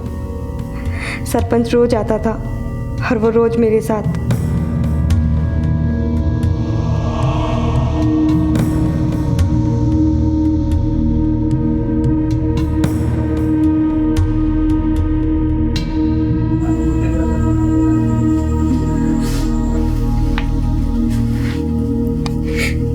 हम जात से भी छोटे और पैसे से भी गरीब है साहब। कई महीनों तक ऐसा चलता रहा, पर जिस दिन कांजी गायब हुआ उसके ठीक 2 दिन पहले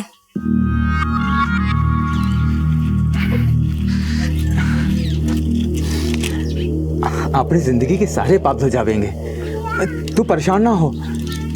देख देख, मन्ने दारू छोड़ दी है, भले ही मन्ने भूखों मरना पड़े, पर तन्ने सरपंच की भूख ना बनने देंगे। ओ कांजी, तुझे सरपंच साहब ने अभी के भी बुलाया है। तू अपनी बोतल उठा और उन्हें अपनी उठाने दे। निकल जा यहाँ से और जाके कहते अपने सरपंच से उसकी और मेरी यारी दोस्ती खत्म। 2 दिन में उसके 2 लाख रुपए उसे ला के दूंगा, और उसके बाद यहाँ आने की हिम्मत ना कर। जा निकल जा। फिर वो 2 दिन कभी नहीं आया साहब। आई तो कांजी की खबर। आप मेरी बहन से क्या पूछताछ कर रहे हैं? अरे पूछताछ करनी है तो उनसे जाकर कीजिए, जो हाँ सब बातों का जिम्मेदार है। जब किसी गरीब का फायदा उठाकर उसका शोषण किया जाता है तो नुकसान सिर्फ उस गरीब का नहीं बल्कि पूरे समाज का होता है, क्योंकि ये सोच समाज की उस विकृत मानसिकता को दर्शाती है जिसे अब सुधरने की जरूरत है। गांव का सरपंच भी इसी मानसिकता का शिकार था। उसने अपने रुतबे और स्थान का फायदा उठाकर एक गरीब औरत का शोषण किया, और जब कांजी ने इस बात का विरोध करना शुरू किया तो जाहिर है सरपंच को यह बात हजम नहीं हुई होगी। लेकिन क्या सरपंच ने ही कांजी को अपने रास्ते से हटा दिया?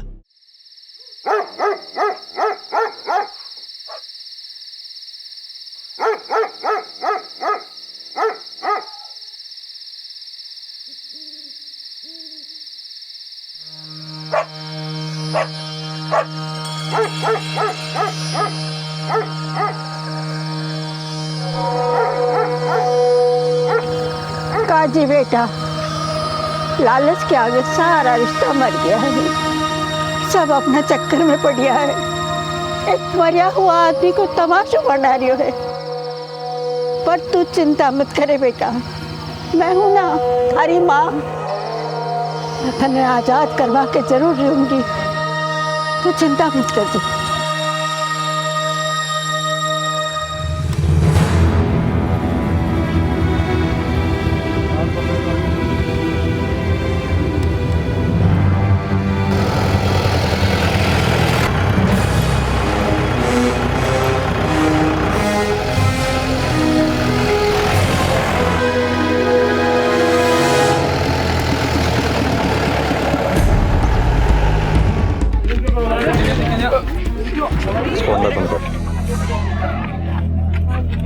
अम्मा जी, पोस्टमार्टम के बाद आपको आपका बेटा सौंप देंगे और हो सकता है शायद तब तक खूनी भी कानून की गिरफ्त में हो।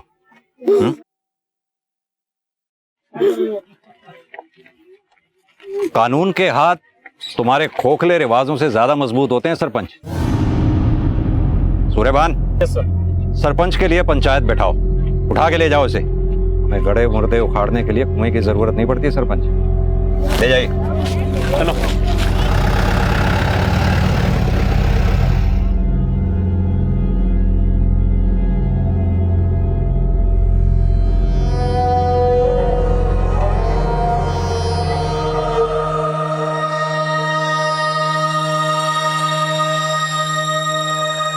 देखो दरोगा साहब, मैंने कांजी का खून नहीं करा। आप ही बताओ, वो कांजी नंगा फकीर 20-20 रुपए हमारे से लेता था, हमारे से। आखिर वो 2 लाख रुपए कहां से लाता? अरे उसकी लुगाई झूठ बोल रही है। वो अपने छोटे भाई उपेंद्र को बचा रही है। उपेंद्र और कांजी का झगड़ा था, इसीलिए उसने कांजी को पीटा भी था।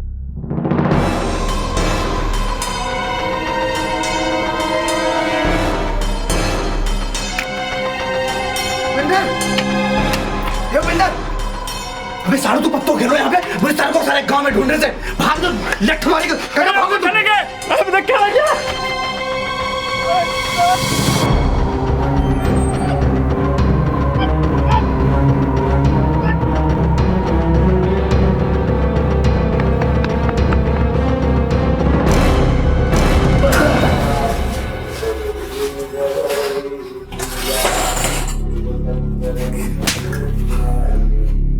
क्या लगा था तुझे? हमसे बच के भाग जाएगा? मैंने नहीं मारा साहब। अरे कांजी को मारकर क्या मैं अपनी बहन को विधवा बनाना चाहूंगा? ना। हाँ, मेरा खून जरूर खोला था जब मैंने अपनी बहन और सरपंच के बारे में सुना। लेकिन मुझे पता था कि मेरे चाल लेने से कुछ भी नहीं होगा। मेरी बहन एक दलदल में फंस चुकी थी सिर्फ कांजी की वजह से। इसलिए मैंने उससे बात करना बंद कर दिया। गायब होने के ठीक 2 दिन पहले कांजी मेरे पास आया। मैंने दारू छोड़ दी उपेंद्र, मेरा भरोसा कर। भूखों मर जाऊंगा लेकिन कभी शराब को हाथ न लगाऊंगा। मैंने कसम खाई है, 2 दिन में 2 लाख रुपए का इंतजाम हो जाएगा। मैं जाके सरपंच को लौटा दूंगा। अब पन्ना को वहां जाने की कोई जरूरत नहीं। भरोसा कर मुझ पे, विश्वास कर मुझ पे। फिर वो गायब हो गए और फिर एक दिन पेड़ से उसकी लाश लटकी हुई मिली। हमने लगा कि उसने जानबूझकर खुदकुशी की है ताकि मोताने से मिले पैसों से मेरी बहन की जिंदगी ठीक हो जाए। मुझे इस बात का अंदाजा भी नहीं था कि उसने आत्महत्या नहीं की है, बल्कि उसकी हत्या हुई है।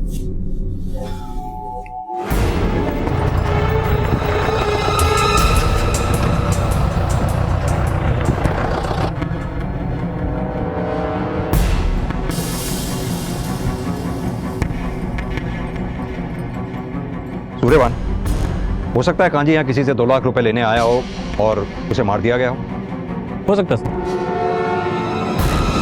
सर। कांजी की ऑटोप्सी रिपोर्ट आ गई है। स्कल्प क्रैक है। कांजी के सर पे किसी ने वार किया था। मर्डर वेपन भारी या नोकीली चीज, हथौड़ी या उसके जैसे कोई और चीज सर। एक काम करो, कांजी के आगे पीछे ऊपर नीचे जितने भी लोग उसके साथ जुड़े हुए हैं सभी के घर में छापे मारो। इन्हीं में से किसी के घर में से मर्डर वेपन हाथ लगेगा और मर्डर वेपन हाथ लगते ही हमारे सारे सवालों के जवाब मिल जाएंगे। एक बात और, कांजी की जिस दिन मौत हुई उससे जुड़े सभी लोगों के कॉल डिटेल्स चेक करो, यहां तक कि अगर गांव में पीसी और लैंडलाइन जो भी है चेक करो उस दिन की सारी कॉल डिटेल्स। यकीन मानो हम केस को सॉल्व करने के बहुत करीब हैं सूर्यभान।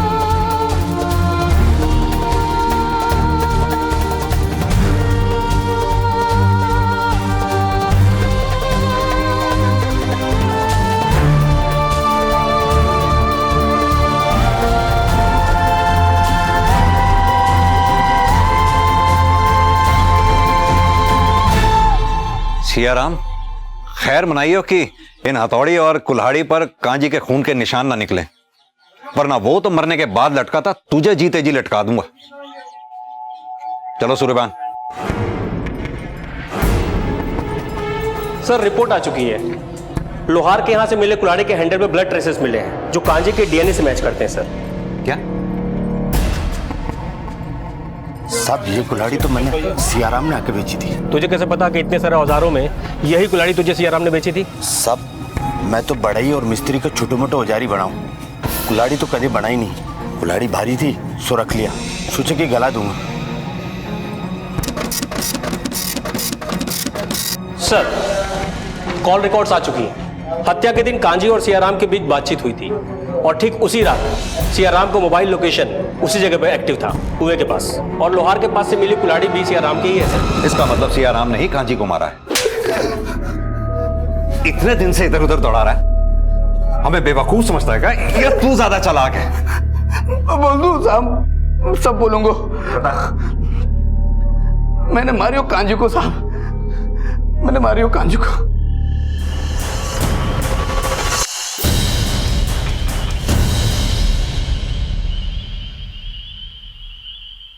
भाइयों, नरेंद्र की लाश लक्ष्यराज की जमीन पर मिली से। नरेंद्र लक्ष्यराज की जमीन पर काम करे था। अब लक्ष्यराज ने नरेंद्र को 8 लाख रुपए मोहताना के देने पड़ेंगे। लक्ष्यराज चल भाई, मोहताना के पैसे दे।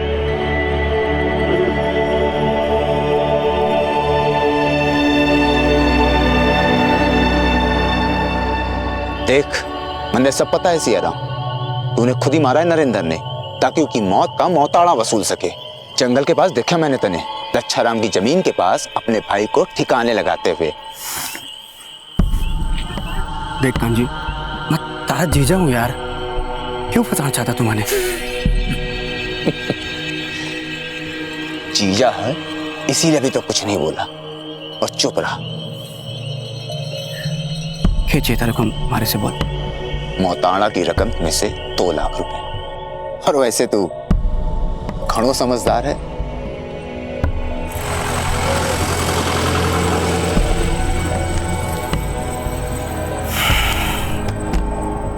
समझदार तुम खड़ो हूं कांजी। हेलो कांजी, तो बात सुन, काम कर पुरानी बावड़ी के पास में, देता हूँ तारे को 2 लाख।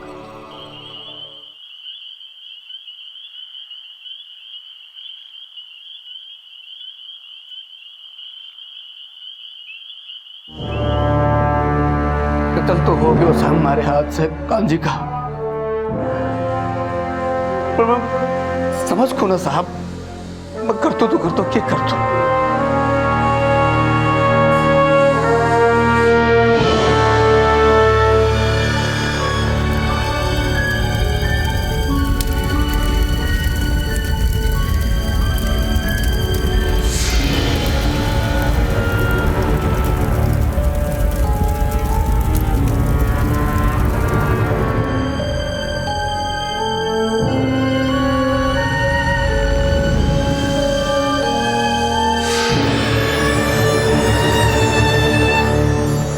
अरे चाचा एक स्पेशल पान लगाओ तो।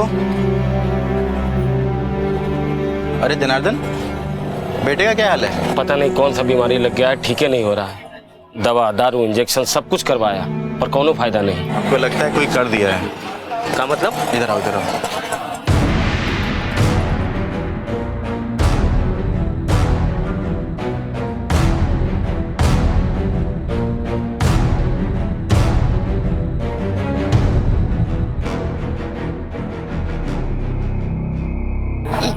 नया शुरुआत कर दी है। डॉक्टर को जाना था ना। बस बहुत हो गया तुम्हारा डॉक्टर कंपाउंडर। अब जो हम कर रहे हैं ना, करने दो। लिस्ट तैयार हो गया तो फिर कल सुबह का फिक्स रहा। आप जो भी सामग्री इस लिस्ट में लिखे हम ले आएंगे। और भी कुछ चाहिए तो बता दीजिए।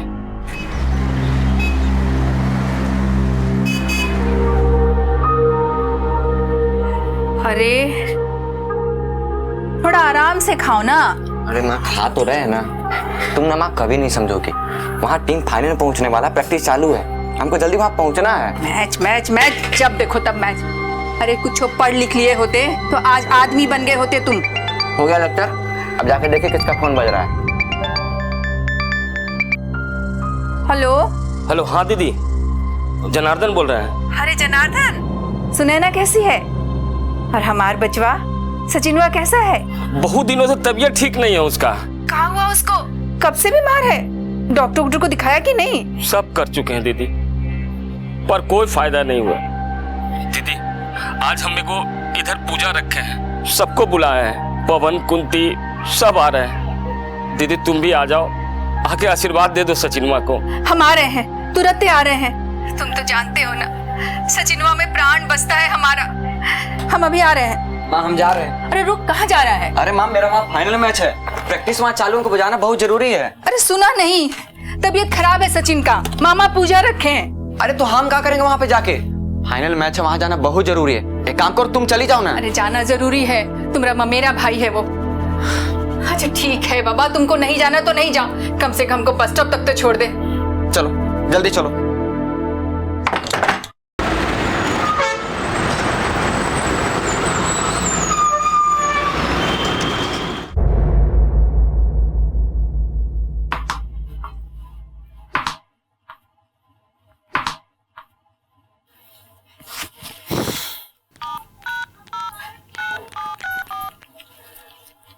The number you have called is currently switched off.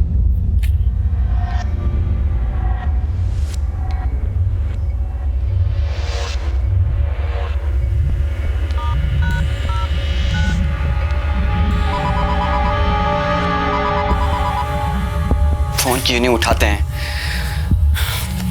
क्या आज खेलने नहीं चलोगे क्या? अच्छा कल का मैच देखा तूने? विराट कोहली ने क्या सेंचुरी बनाई? फोन अपने कमेंट्री बंद किया कर। पता नहीं मम्मी को क्या हो जाता है यार, उसका फोन स्विच ऑफ है, ना फोन कर रही है। जब फ्री होंगी तो कॉल कर लेगा ना तेरे को। अरे यार मम्मी को घर से गए हुए 3 दिन हो गया, फोन उसका स्विच ऑफ आ रहा है, ना फोन कर रही है। मामा से पूछे अपने? मामा का तो फोन भी जा रहा है, लेकिन फोन नहीं उठा रहे हैं। पता नहीं लोग फोन क्यों रखते जब फोन उठाना नहीं होता है। अब मुझे जाकर पता लगाना पड़ेगा कि बात क्या है।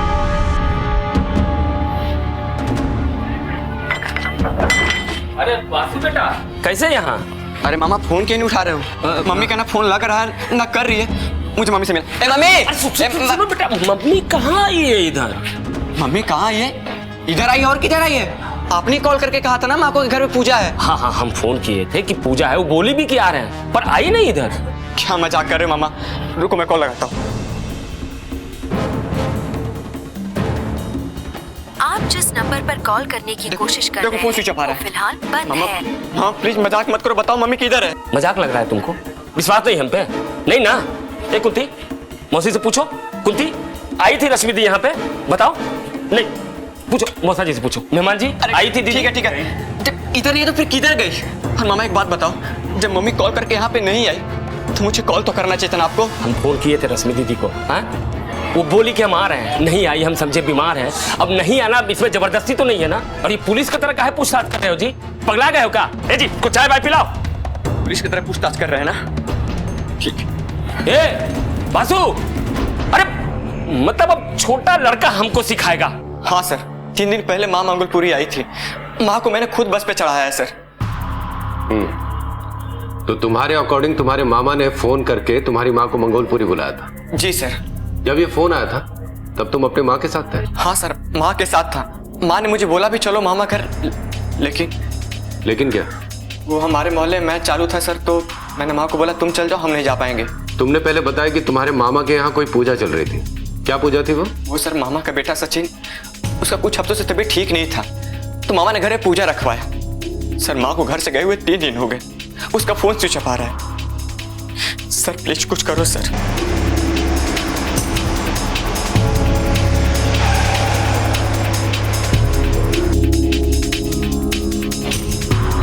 ये तुम्हारा मामा है? नहीं, ये हमारे मौसा जी हैं। जनार्दन का है? देखो अंदर देखो। सब ऑटो लेके काम पे गए। अच्छा, कब काम से कब वापस? साहब कोई टाइम फिक्स नहीं है कभी। साहब वासु, क्या बात है? सर ये हमारे मामा जी हैं। इसकी मम्मी को फोन करके तुमने यहाँ बुलाया था? बुलाया तो था, लेकिन कहाँ है वो? सर ने कुछ पूछा ना? हमसे क्या पूछ रहे हैं सर? जो पूछना है इससे पूछिए, इसको सब मालूम है। हमसे पूछिए, हमको क्या मालूम है? मालूम नहीं है तुमको? अरे हमारी दीदी का जिंदगी चौपट कर दिया तुमने और मालूम नहीं है तुमको? दिन भरा भरा कर दी, न पढ़ाए न लिखाए। अरे साहब, हमारी रश्मि दीदी का जिंदगी इसने नरक बना दिया था। हम काहे झूठ बोल रहे हो, काहे बकवास कर रहे हो आप? बकवास कर रहे हैं हम? 1 मिनट सर, 1 मिनट, अभी बताते हैं कि हम बकवास कर रहे हैं। देखिए सर, देखिए इसकी मम्मी ने क्या लिखा है, देखिए। क्या है? चिट्ठी? प्यारे वासु, हम तुम्हारे तौर तरीके से तंग आ गए। बहुत हो गया, अब सहन नहीं होता। ना कोई जिम्मेदारी, ना कोई काम, ना पढ़ाई, ऊपर से तुम्हारा खर्चा, कभी दारू कभी क्रिकेट। हम तंग आ गए हैं। जनार्दन को बोल के हम काशी निकल रहे हैं। हमको खोजने की कोशिश नहीं करना। जनार्दन को बोल दिए हैं कि तुमको तुरंत ना बताने को, हमको भूल जाओ। तुम्हारी माँ, ये हैंडराइटिंग तुम्हारी माँ की है? सर देखने में तो वैसा ही लग रहा है, लेकिन ये बकवास कर रहे हैं, ये झूठ बोल रहे हैं। झूठ बोल रहे हैं साहब? ये अपना भांजा है, सगा खून है। अरे हमारी रश्मि दीदी तो इसकी नालायकी बताते बताते रो देती थी। विश्वास नहीं हमसे तो पूछिए हमसे। ये हमारी छोटी बहन है कुंती, और ये हमारी वाइफ काजी।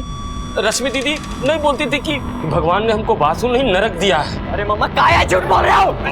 अरे बकवास कर रहे हैं। देख रहे सर, कोई लिहाज नहीं, अपने मामा को ही मार रहा है। हाँ बस बस, देखो। चुप, ज्यादा ड्रामा करने की जरूरत नहीं है। जो भी सच्चाई है उसका पता चल जाएगा। चलो।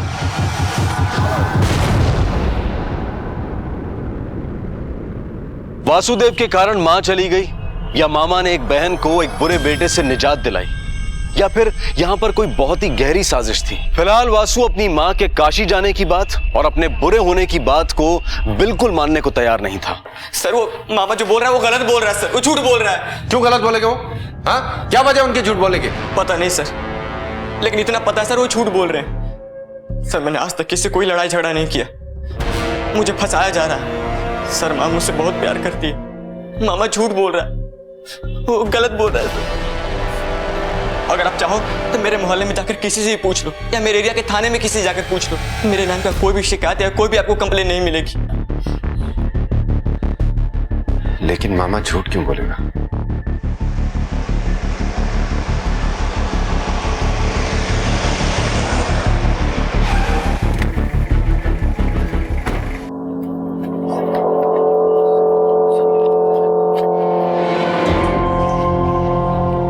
नहीं सर, वासु सिगरेट दारू कुछ नहीं पीता था। हाँ, पढ़ाई में अंडा था, पर क्रिकेट का फुल दीवाना था। उसका उसकी माँ के साथ कोई झगड़ा था क्या? नहीं साहब। रश्मि काशी क्यों जाएगी? अभी पिछले हफ्ते ही तो वो मुझसे कह रही थी वासु की कहीं नौकरी लग जाएगी तो वो उसकी शादी कर देगी। माँ बेटे में कोई तनाव या किसी बात को लेकर कोई टेंशन? वैसे हमने कभी कोई लड़ाई झगड़ा देखा नहीं। सर वो मेरी माँ के बारे में कुछ पता लगा क्या? सर 1 मिनट सर, ये मेरी माँ का फोटो है सर, प्लीज कुछ पता लगाओ। ठीक है, देखते हैं, रखो। गाड़ी मंगोलपुरी की तरफ ले चलो। मंगोलपुरी? हमें मंगोलपुरी में ही पूछताछ करनी होगी, जहाँ वो औरत अपने भाई जनार्दन के घर गई थी। वहाँ पे हमें यह पता लगाना होगा कि दोनों भाई बहन के बीच कोई झगड़ा तो नहीं हुआ था, या कोई अनबन तो नहीं हुई थी।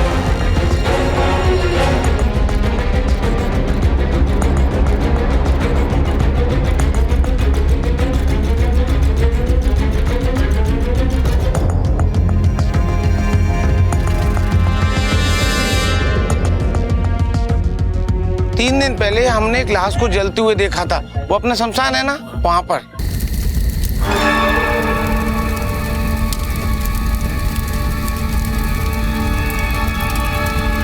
लाश को जलते देखा जी। तो क्या साहब, रात में सूर्य ढलने के बाद कोई लाश जलाता है क्या? सर रात का 1 बज रहा था, इसलिए हमने कहा आपको। 1 बज रहा? नाले की तरफ चलते, तुम चलो हमारे साथ। हाँ।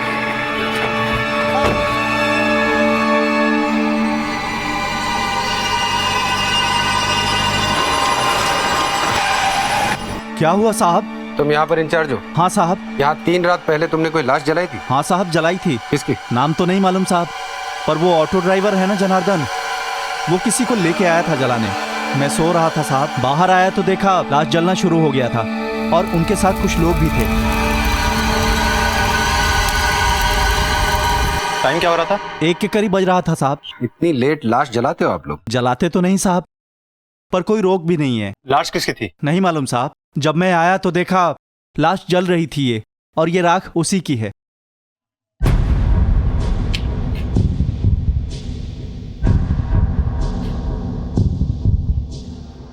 लाश को जलाते वक्त कोई एंट्री की थी तुमने? साहब वो मैं नींद में था, इसलिए पर्ची बाद में बनाया। कोई डेथ सर्टिफिकेट दिया उन्होंने? मेरी तबीयत खराब थी। तबीयत खराब थी या दारू चढ़ा रखी थी? इसको गाड़ी में बैठा। अरे साहब, पर मैंने क्या किया है? इस राख का सैंपल फॉरेंसिक में भेजो। Okay sir. और जनार्दन और वासु को भी बुलाओ। Okay sir. बोल रहे हैं सर। ये सुनाना बंद कर और बता, किसकी लाश जलाई थी उस दिन? सर किसकी लाश? रश्मि दीदी। अब याद आया तुझे? पहले तो कह रहा था काशी गई है, अब कह रहा है मर गई। नहीं सर, वो काशी जाने वाली थी, पर सुबह सुबह बहुत तबीयत खराब हो गई थी उनकी। कहानी सुनाना बंद कर। सर मैं सच बोल रहा हूँ सर, रश्मि दीदी को अस्थमा था। आप चाहे तो वासुदेव से पूछ लीजिए, उन्होंने काशी जाने की बात कही, चिट्ठी लिखी और फिर उनका सांस जोर जोर से फूलने लगा सर, फूलने लगा और वो मर गई सर। हम लोगों के तो होश उड़ गए सर, हाथ पांव ठंडे पड़ गए सर। हमने वासु को कांटेक्ट भी करना चाहे सर, पर वो नॉट रीचेबल था सर। लाश कहीं सड़ न जाए इसलिए जलाना पड़ा सर। तो जब वासु तुम्हारे घर पे आया तो उसे ये बात क्यों नहीं बताई तुमने? सर मैं आपको पहले ही बता चुका हूँ, दीदी उससे कोई कांटेक्ट नहीं रखना चाहती थी। एकदम नालायक लड़का है। कोई कहानी हो ना तुम्हारे पास, सोच के रखना। और तेरी ये अस्थमा वाली कहानी अगर सच नहीं निकली तो तेरी कहानी मैं बनाऊंगा। सर मेरी बात तो सुनिए सर। वासु, क्या तुम्हारी माँ को अस्थमा था? जी। क्या हुआ? देखो वासु, तुम्हारे मामा ने हमें यह बताया कि तुम्हारी माँ की मौत हो गई है अस्थमा से, और उन्होंने लाश भी जला दी।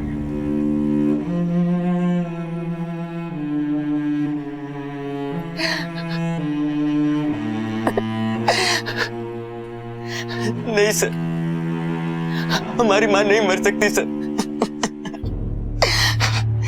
माँ को अस्थमा था, उनका इलाज भी चल रहा था, लेकिन सर उनकी इतनी भी तबीयत खराब नहीं थी क्यों मर जाए सर। मेरी माँ नहीं मर सकती।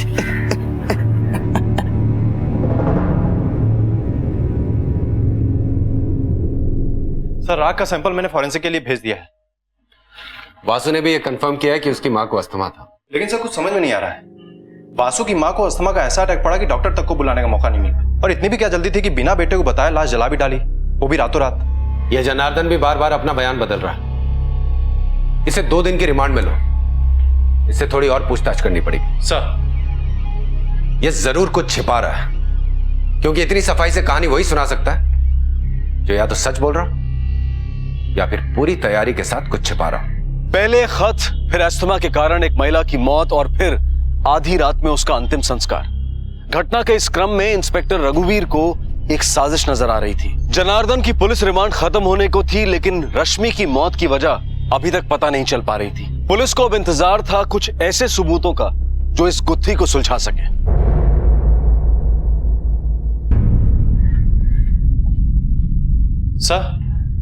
सर इस जनार्दन का क्या करना है? रिमांड पूरी हो गई है उसकी। कुछ और बताया उसने? नहीं सर, वही अपना पुराना स्टेटमेंट बार बार रिपीट कर रहा है। बहन बीमार थी, दमा था, उल्टी हुई, वही सर। जाने दो उसको और उस पर नजर रखवा। मुझे शक है यहाँ कोई बहुत बड़ा खेल चल रहा है। हो सकता है उसके बाहर निकलने से हमें कोई सुराग मिल जाए। जाने दो सर। वहां पुलिस वाला हमको 2 दिन बैठा के समय बर्बाद किया और ये हमारा बच्चा सब इस सब बासु के चक्कर में हुआ है। हमको कुछ नहीं सुनना है, दोनों का अस्पताल लेके चलिए। अरे वहां कुछ नहीं होगा। तो कहाँ होगा? हमको मालूम है कहाँ होगा।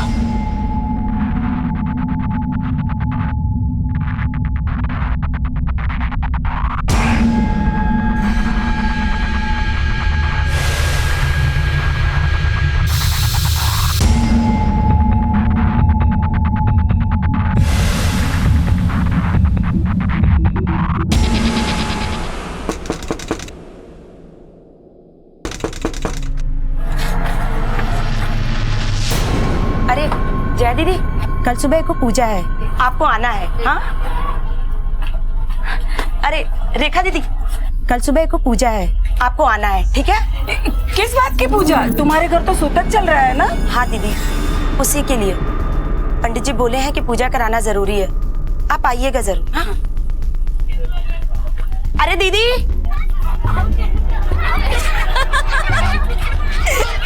अरे अरे अरे अरे अरे मेरी बच्ची, अरे तुम रत्ना दीदी, कल सुबह को पूजा है। अच्छा, आप आइएगा जरूर, इधर से सब लोग आ रहे हैं। पूजा किस बात की? दीदी का स्वर्गवास हो गया ना, तो उन्हीं की आत्मा की शांति के लिए। ठीक है आते हैं जी। हाँ।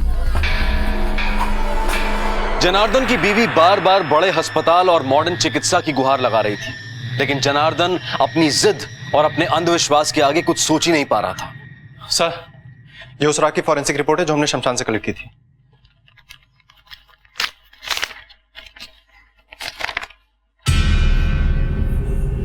ये क्या? राख में किसी बॉडी के कोई अवशेष नहीं मिले। इसका मतलब सिर्फ लकड़ियां जलाई गई थी। मुझे पहले से शक था कि यह जनार्दन कोई कहानी सुना रहा है। Excuse me sir. हाँ बोल। क्या? ठीक है सर, अपने ही खबरी का फोन था, कह रहा था जनार्दन क्या फिर से कोई पूजा चल रही है, इलाके की बहुत सारी औरतें जमा है। पिछली बार जब पूजा हुई थी तो रश्मि गायब हुई थी, और इस बार चलो।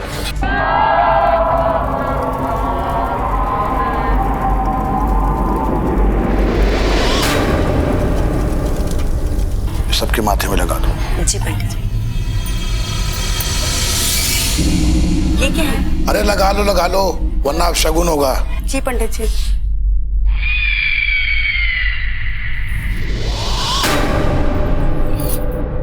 लाओ, मैं लगा देती हूँ।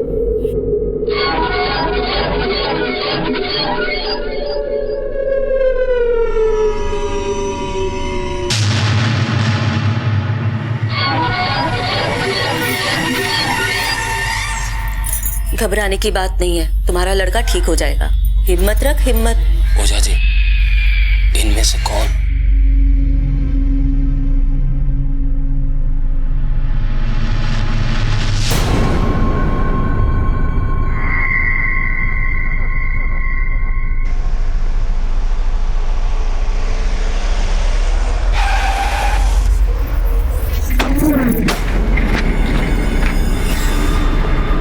शटर खोलो, चलो।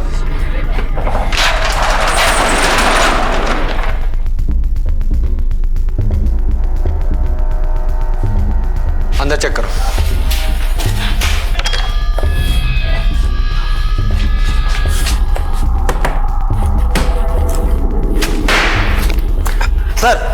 सर कुछ नहीं मिला सर, इधर कोई नहीं है, लगता है सब भाग गए। और अवे भी निकले, सामान भी ठीक से नहीं समेटा है। चलो बाहर पूछताछ करते हैं, किसी ने आते जाते देखा होगा। सर एक मिनट,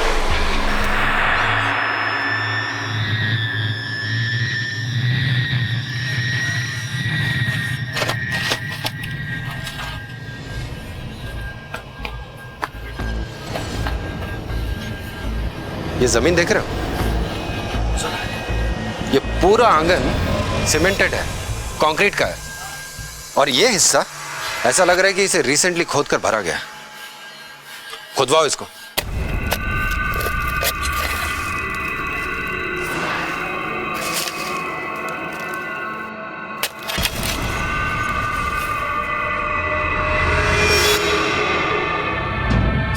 मेरी माँ का फोटो है। ये रश्मि है, वासु की माँ। लाश को पोस्टमार्टम के लिए भेजो और इसके बेटे को इन्फॉर्म करो। वो वासु की मां अंधविश्वास की बलि चढ़ गई और शायद अपने ही सगे संबंधियों के हाथों। और अब एक और अबला नारी उन दरिंदों की गिरफ्त में थी। पुलिस अपराधियों को पकड़ने के लिए तेजी से उनकी ओर बढ़ रही थी और उम्मीद थी कि इस बार देर नहीं होगी। इस बार अंधविश्वास का राक्षस किसी को नहीं खाएगा। और कौन कौन गया था? सर सभी लोग गए थे, राधा, आरती, शिखा की माँ।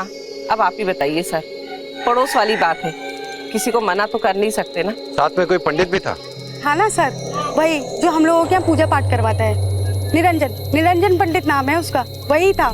कुछ तो पता होगा ना कहाँ गए ये लोग? नहीं साहब, उन लोगों के निकलने से पहले ही हम लोग निकल गए थे। क्या पता सर कहाँ गए, अभी इधर ही अपने घर में पूजा करवा रहे थे। कल तक एक बेटा बीमार था, अब दूसरा भी बीमार हो गया।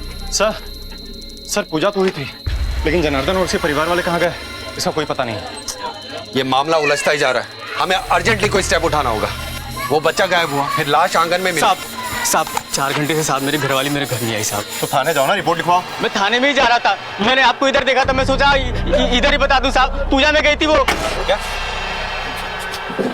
पूजा? कौन सी पूजा? वो जनार्दन घर पूजा था साहब, वहीं गई थी। नाम क्या था उसका? रत्ना।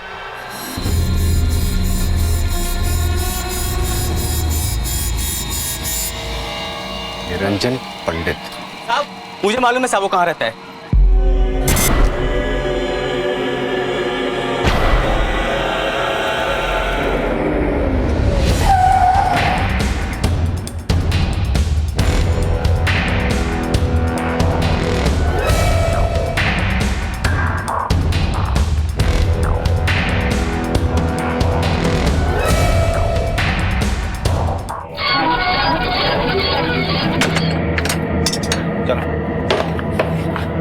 वहाँ चेक करो, इसमें चेक।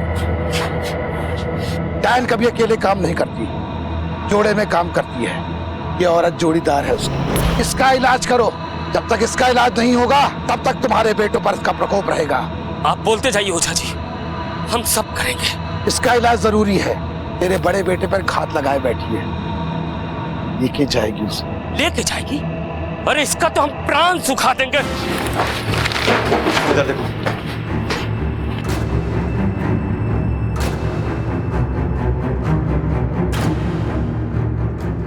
हमने कुछ नहीं किया, हमने कुछ नहीं किया।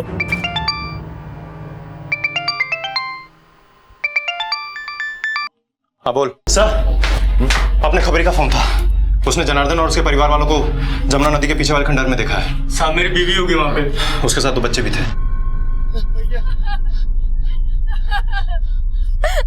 सचिन को मार दिया इनको, अब सोन को तो बचा लीजिए। जब तक जोड़ीदार जिंदा रहेगी मौत तो होगी, जान तो जाएगी।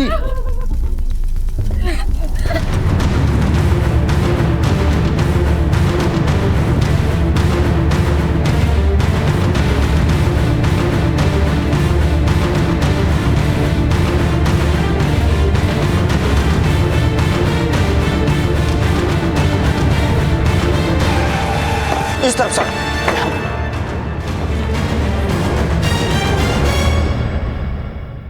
रत्ना, रत्ना जिंदा है सर, सांसें अभी भी चल रही हैं। ये तो मर गया। एम्बुलेंस बुलाओ और आसपास का सारा एरिया छान मारो, जल्दी। क्या देखा था तुमने? जब तक जोड़ीदार जिंदा रहेगी मौत तो होगी। अरे कोई देख लिया है? जब मैं आपका नंबर ट्राई कर रहा था इतने में मैंने देखा वो लोग दूर उधर जंगल से भाग रहे थे।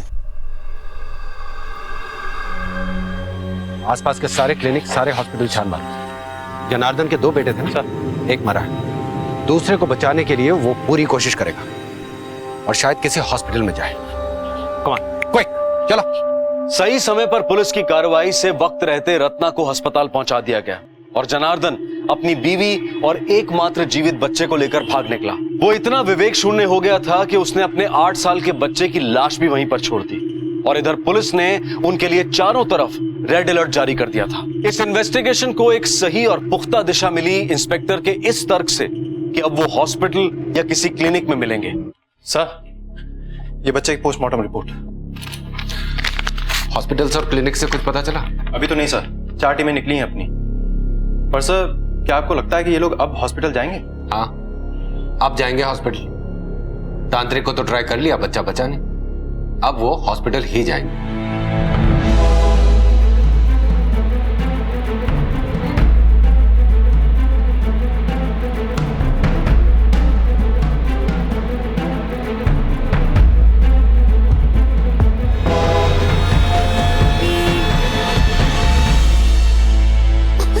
सिस्टर, डॉक्टर साहब को बुला दीजिए। देखिए ना बच्चा कितना बीमार है। तब से तबीयत खराब है इसकी। हफ्ता हो गया डॉक्टर साहब। और आप अब लेकर आ रहे हो? दिखता नहीं बच्चा कितना खांस रहा है, कितनी तबीयत खराब है इसकी। सिस्टर, ब्लड टेस्ट की तैयारी करो। ये सब आपके कारण हुआ है। सचिन माँ को भी यहाँ ले आते तो आज ठीक हो गया होता।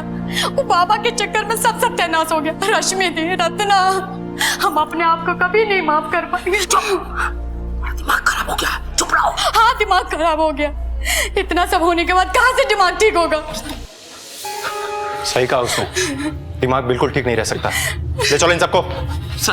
हमारा बचवा हॉस्पिटल है।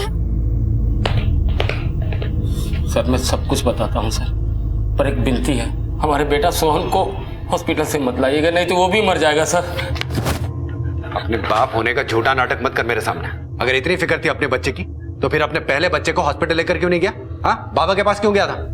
सच सच बता मुझे। बताता हूँ सर, सब बताता हूँ।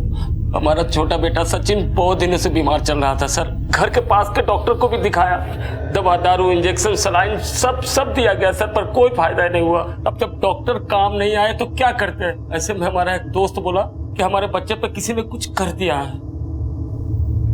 बिहार से हो ना? है तो क्या वहाँ डाइन जोगी नहीं होता क्या? नहीं होता तो है, पर यहाँ दिल्ली में ये सब। वहाँ डाइन हो सकता है तो यहाँ का नहीं हो सकता है? भूत प्रेत डाइन सब होता है और हर जगह होता है, पर उसका इलाज किसी डॉक्टर या हकीम के पास नहीं होता है। उसके लिए एक खास आदमी होता है जो डायन को झाड़ता है और उसका कोप काटता है हमारे पास एक आदमी, देते हैं तुम्हें नंबर उसका, नोट करो, निकालो फोन। कुछ कर दिया है मतलब? सर वही जादू टोना, और उसी ने ओझा का नंबर दिया सर। फिर ओझा ने कहा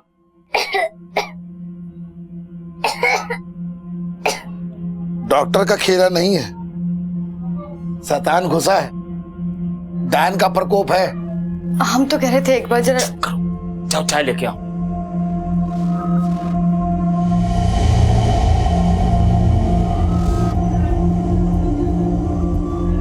डायन? कौन डायन? डायन है डायन। तो कुछ कीजिए ना ओझा जी। हम क्या करेंगे? सब तुमको करना है। अपना पूरी फैमिली को बुलाओ, सबको देखूंगा, हवन करूंगा और निकाल लाऊंगा उसको, डायन को।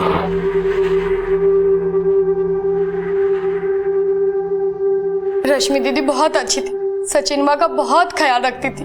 रश्मि दी हमको बोली थी सचिन माँ को बड़े अस्पताल में दिखाने के लिए।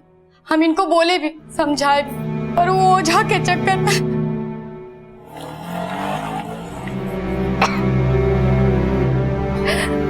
हे भगवान।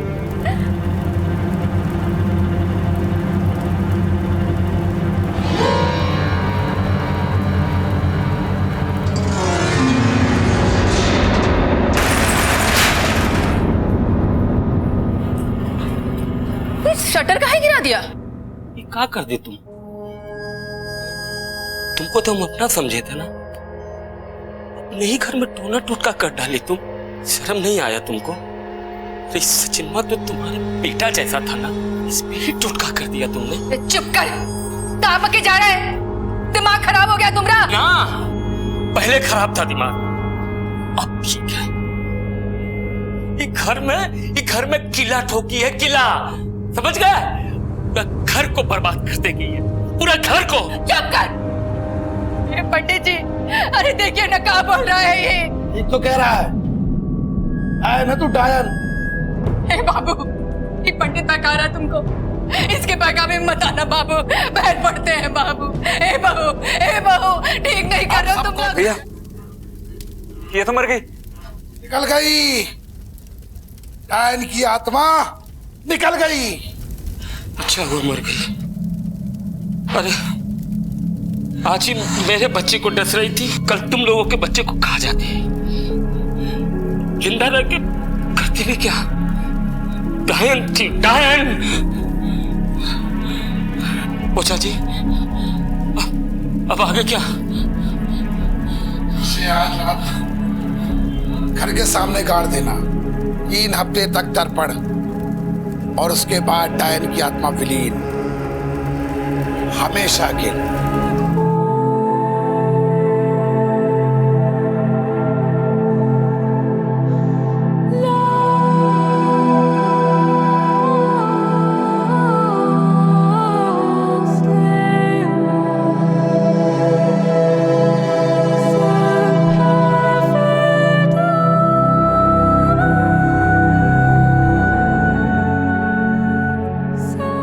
लेकिन इस पूजा से हमारा बेटा सचिन के सेहत में कोई सुधार नहीं हुआ, बल्कि हमारा दूसरा बेटा सोहन भी बीमार रहने लगा। कुछ समझ में नहीं आया, फिर ओझा के पास चले गए।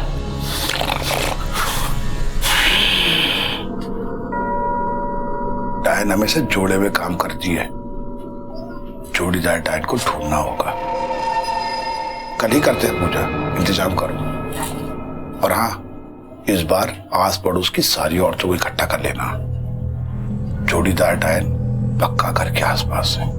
कल की पूजा में मैं हल्दी और सरसों के तेल का एक लेप दूंगा। सारी औरतों के माथे पे लगवाना होगा। जिसका माथा चमकेगा वही होगी जोड़ीदार डायन। यही है जोड़ीदार।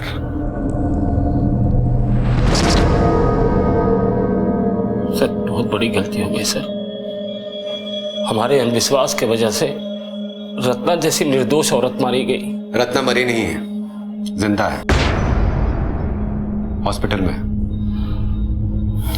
तुम्हारी इस पूरी कहानी में एक बात मेरी समझ में नहीं आई। तुम्हारी बहन के हाथों लिखा वो लेटर, वो तुम्हारे पास कैसे आया? हमारी और रश्मि दीदी की लिखावट बिल्कुल एक जैसी है। वो लेटर हमने लिखा था। सर, ये सब कांड उस ओझा के चक्कर में हुआ। उसी ने हमसे सब करवाया सर। ये ओझा की वजह से नहीं हुआ है, ये सब कुछ तुम्हारी वजह से हुआ। अंधविश्वास पर भरोसा किसने किया? तुमने। उस ओझा पर विश्वास किसने किया? तुमने। ठीक से सोचो जनार्दन, उसने तो अपने हाथ से एक खून भी नहीं किया, वो भी उसने तुमसे करवाया। तुम्हारा बेटा सचिन, तुम जानते हो उसे क्या हुआ था? टीबी। एक छोटी सी बीमारी जो आसानी से ठीक हो जाती है। आजकल सरकारी अस्पताल में उसकी मुफ्त दवाई मिलती है। अगर तुम उसे किसी अच्छे डॉक्टर के पास ले जाते तो वो ठीक हो जाता। उसके मौत के जिम्मेदार भी तुम हो।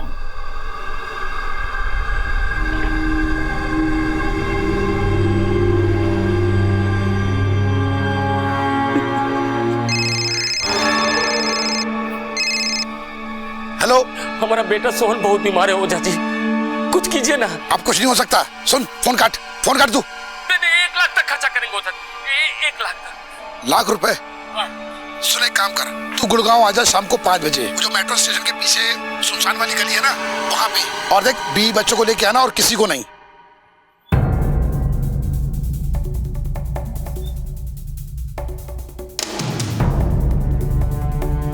ओझा जी, अरे चलो, 20 बच्चा कहाँ है? वो हॉस्पिटल में हो जा बाबू।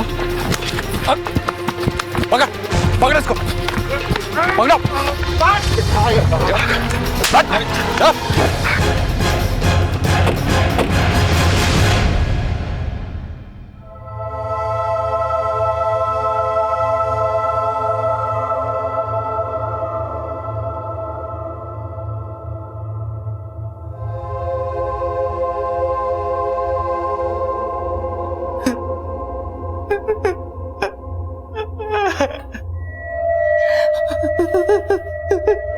जनार्दन और उसके परिवार के सभी सदस्यों को हत्या और आपराधिक षड्यंत्र का दोषी माना गया और उन सभी पर कानून द्वारा कड़ी कार्रवाई की गई। अंधविश्वास वो अंधेरी खाई है जिसका न ओर है न छोर। वहां न ज्ञान की रोशनी पहुंचती है और न ही तर्क का तारा चमकता है। डायन, जोगिन, भूत प्रेत, इसका तर्क, इसका विज्ञान कुछ भी हो, लेकिन इंसान की जिंदगी का विज्ञान तर्क और इंसानियत के रास्ते ही चलता है। हम सिर्फ इतना ही कहेंगे कि जीवन को विवेक, तर्क और ज्ञान के आधार पर जिए, मानवीय संवेदनाओं के आधार पर जिए, और अगर कहीं भी इससे उलट होता दिखाई दे तो अपनी आवाज जरूर उठाएं। आपसे फिर मुलाकात होगी अगले एपिसोड में और खुलासा करेंगे एक और जुर्म का। तब तक अपना ख्याल रखें, स्वस्थ रहें और देखते रहें क्राइम पेट्रोल। सबक एक को, सीख हम सबको। जय हिंद। क्राइम पेट्रोल के और भी दिलचस्प कहानी देखने के लिए हमारे चैनल को सब्सक्राइब करें और बेल आइकॉन दबाना न भूलें।